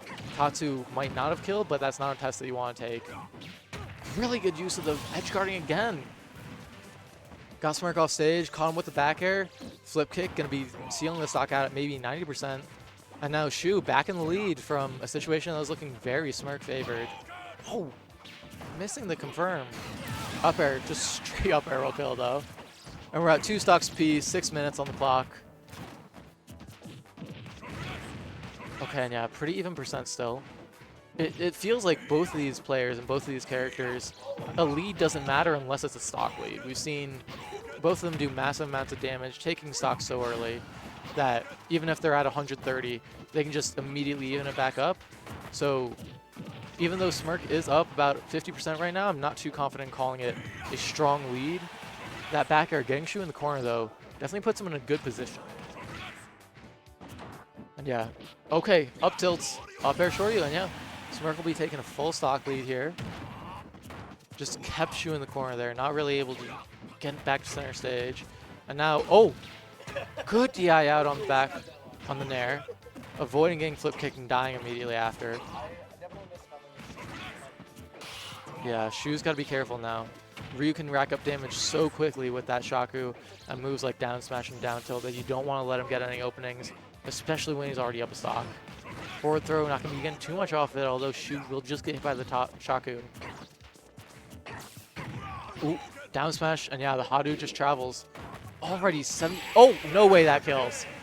77%. That's insane. Ryu didn't even have that much rage. And here we go, yeah. Smirk now up 2-1 in the set. Going back to Shu's counter pick, just moving running back to small battlefield. And probably sticking with these characters, Ryu versus Zero Suit. Yep, just running it right back. I feel like, have all these games been 2 stocks? The last 2 have been, but I'm not sure if game 1 was. Yeah, just gonna be sticking with the same characters, same ult, same stage. Shu getting a quick opening with that up smash. Able to get a few good juggles on Ryu. And yeah, following with the F tilt.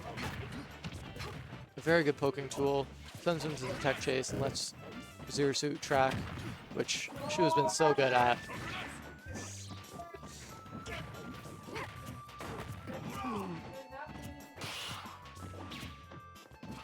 Yeah, Shu playing a much more defensive game right now, using a lot more flip kick in neutral. Kind of make sure that she's able to stay away from Smirk and not let him get him into the place that he wants to. Let him get it set up in the ways that he wants. Since Smirk is definitely looking to get into his spots, and Shu's just trying to disrupt that with the constant flip kicks, whether it be actually hitting Smirk or just maneuvering away from him. Able to get the berry and boost kick there, taking a very strong lead right now in the first set, or first stock. Only taking 24%. Kind of looking much more playing a keep away game, which Smirk is really struggling with this game. Not able to find a good spot, and air dodging into that down smash. Shu going for another up air. Up B again. Ryu is really struggling right now. Oh, good focus. That would have killed, I feel. 100% though. Smirk has double Shu's percent and 1 less stock. This is an incredible change from what we saw last game and just went a bit too low. Smirk playing on 1 stock now. Shu only at 54%. This is an insane mix around from what we saw last game. Shu just has complete control right now. And, okay. Smirk able to find a kill, but still down to full stock. This is looking like it very well might go the distance. As Shu is just looking for 1 more stock right here to bring this to 5. Smirk not able to get the confirm and Shoryu. And not really able to get massive punishes this game. Or even nickel and diming Shu, which it felt like that's kind of how he's able to get this percent the last few games. Shu going all the way up for the boost kick, for the flip kick. Catching the jump with the back air, not going to kill, but off stage, will track, will find the back air, and a very strong 2 stock from Shu. Looking incredibly confident going into game 5 here.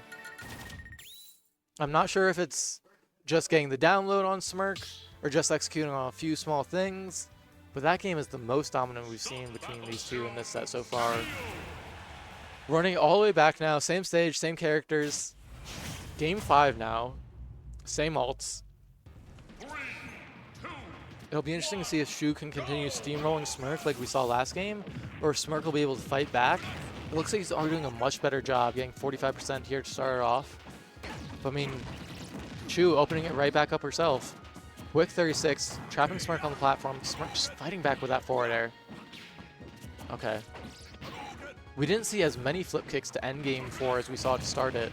But I mean, it played such a massive part in how Shu was getting around Smirk, applying pressure last game.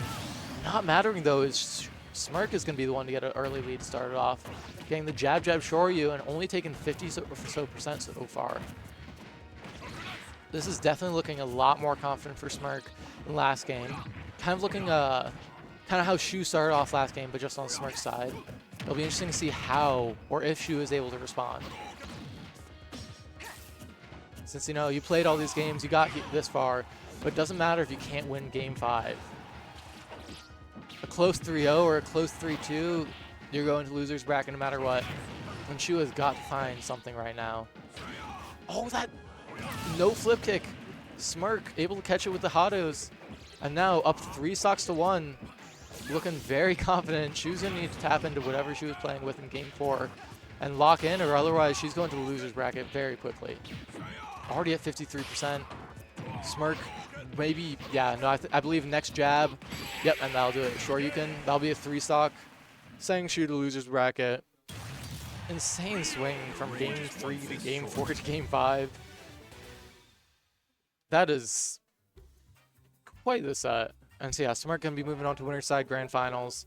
Shu going to be dropping down to the loser's bracket. We'll be playing the winner of Milk God and Yaz as they rematch from their winners quarters meeting.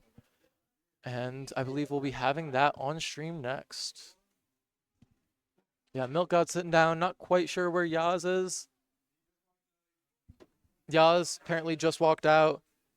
Does not want the smoke, even though, I guess he lost their set in winners, so that makes sense. Yeah, but then you beat him today, so. I saw you guys have just been trading sets back and forth in like your last 6, so I guess he'll win this one. Either way though. Yeah, no, just play how like you were playing in winners. Yeah. Yeah, I believe I'm going to be taking a little break though. Getting some schoolwork done since unfortunately I am back in classes. So y'all enjoy this set. These two are always a joy to watch. Whoever will be playing Shu in losers finals. Shu is always fun to watch. I'm gonna hop off, but go to the SSE Fall Showcase on November 1st in Lone Tree, Colorado. Start.gg/SSPRD.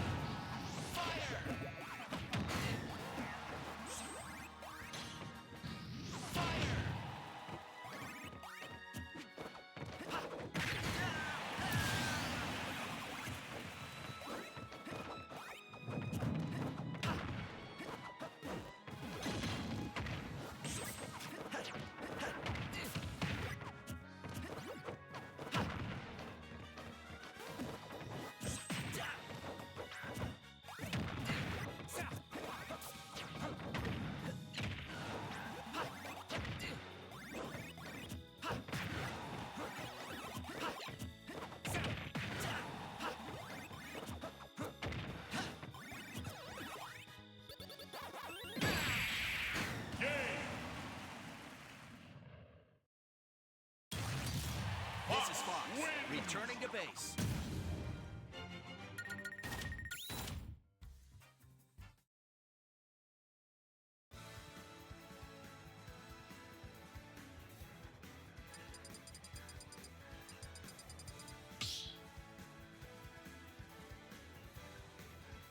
Start battle. Fox. Pac-Man.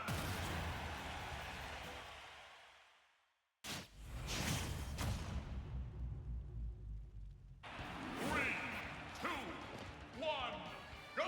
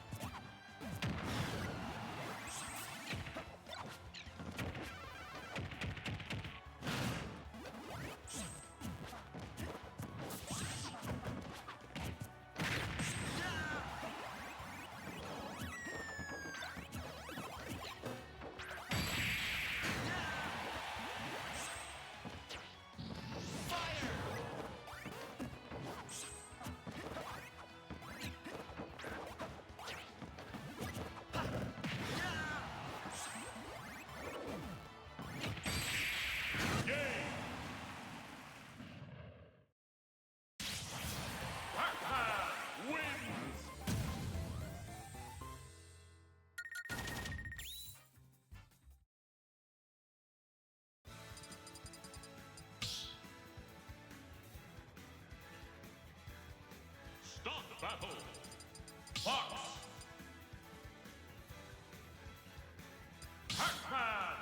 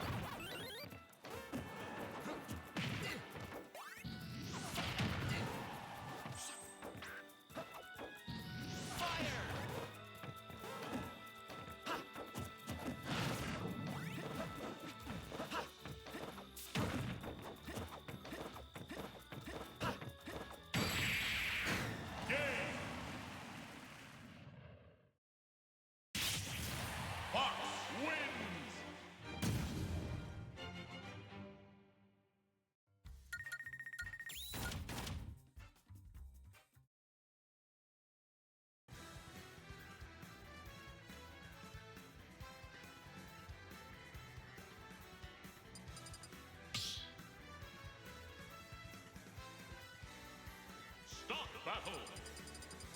Fox. Pac-Man.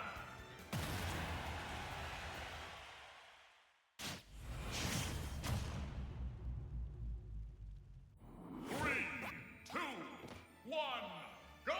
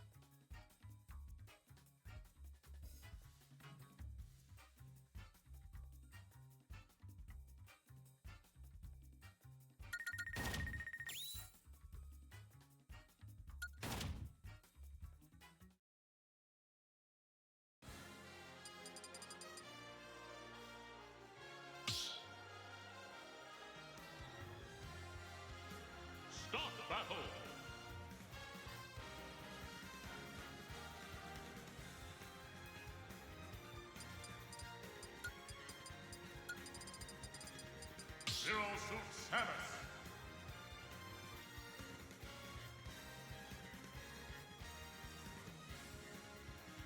Fox.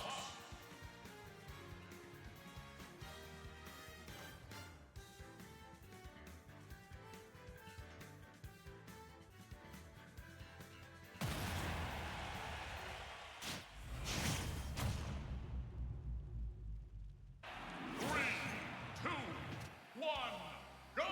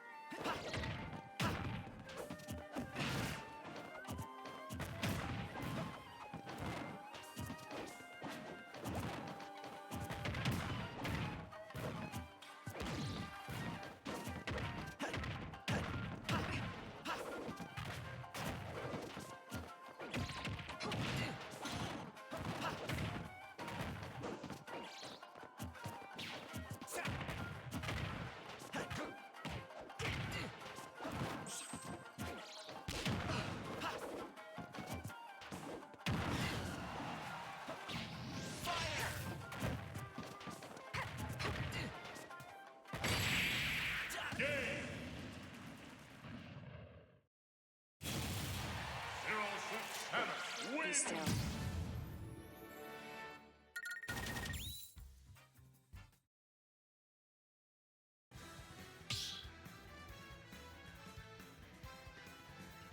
Start battle. Zero suit Samus.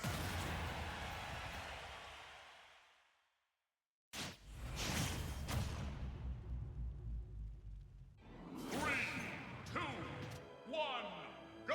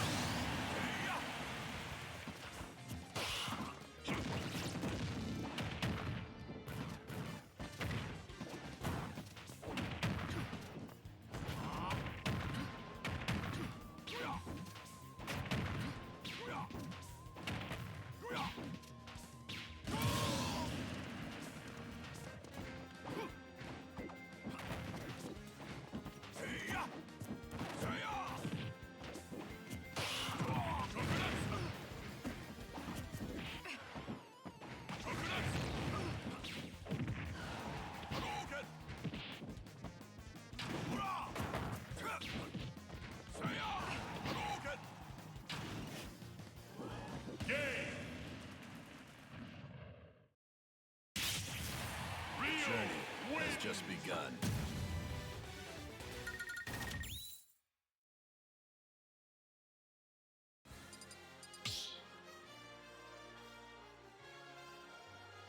Start battle. Zero suit Samus.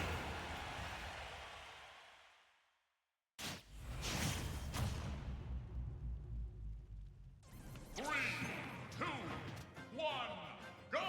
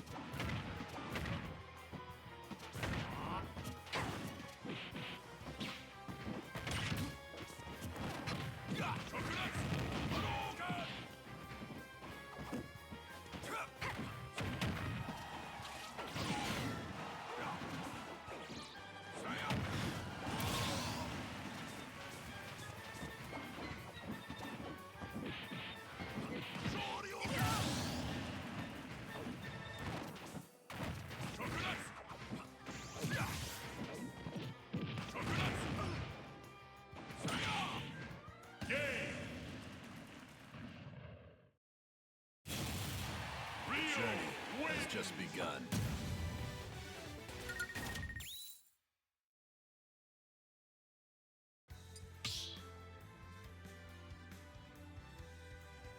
Start battle.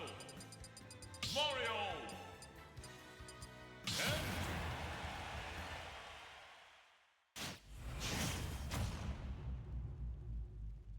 And I'm ready for it. 2, 1, go!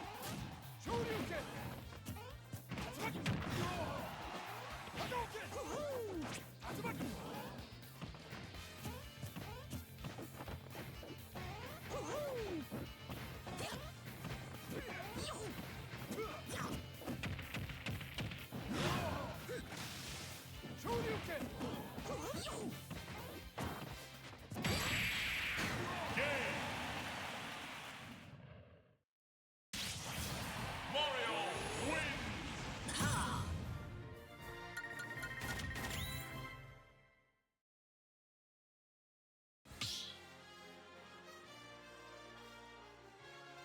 Start battle. Bowser. Mario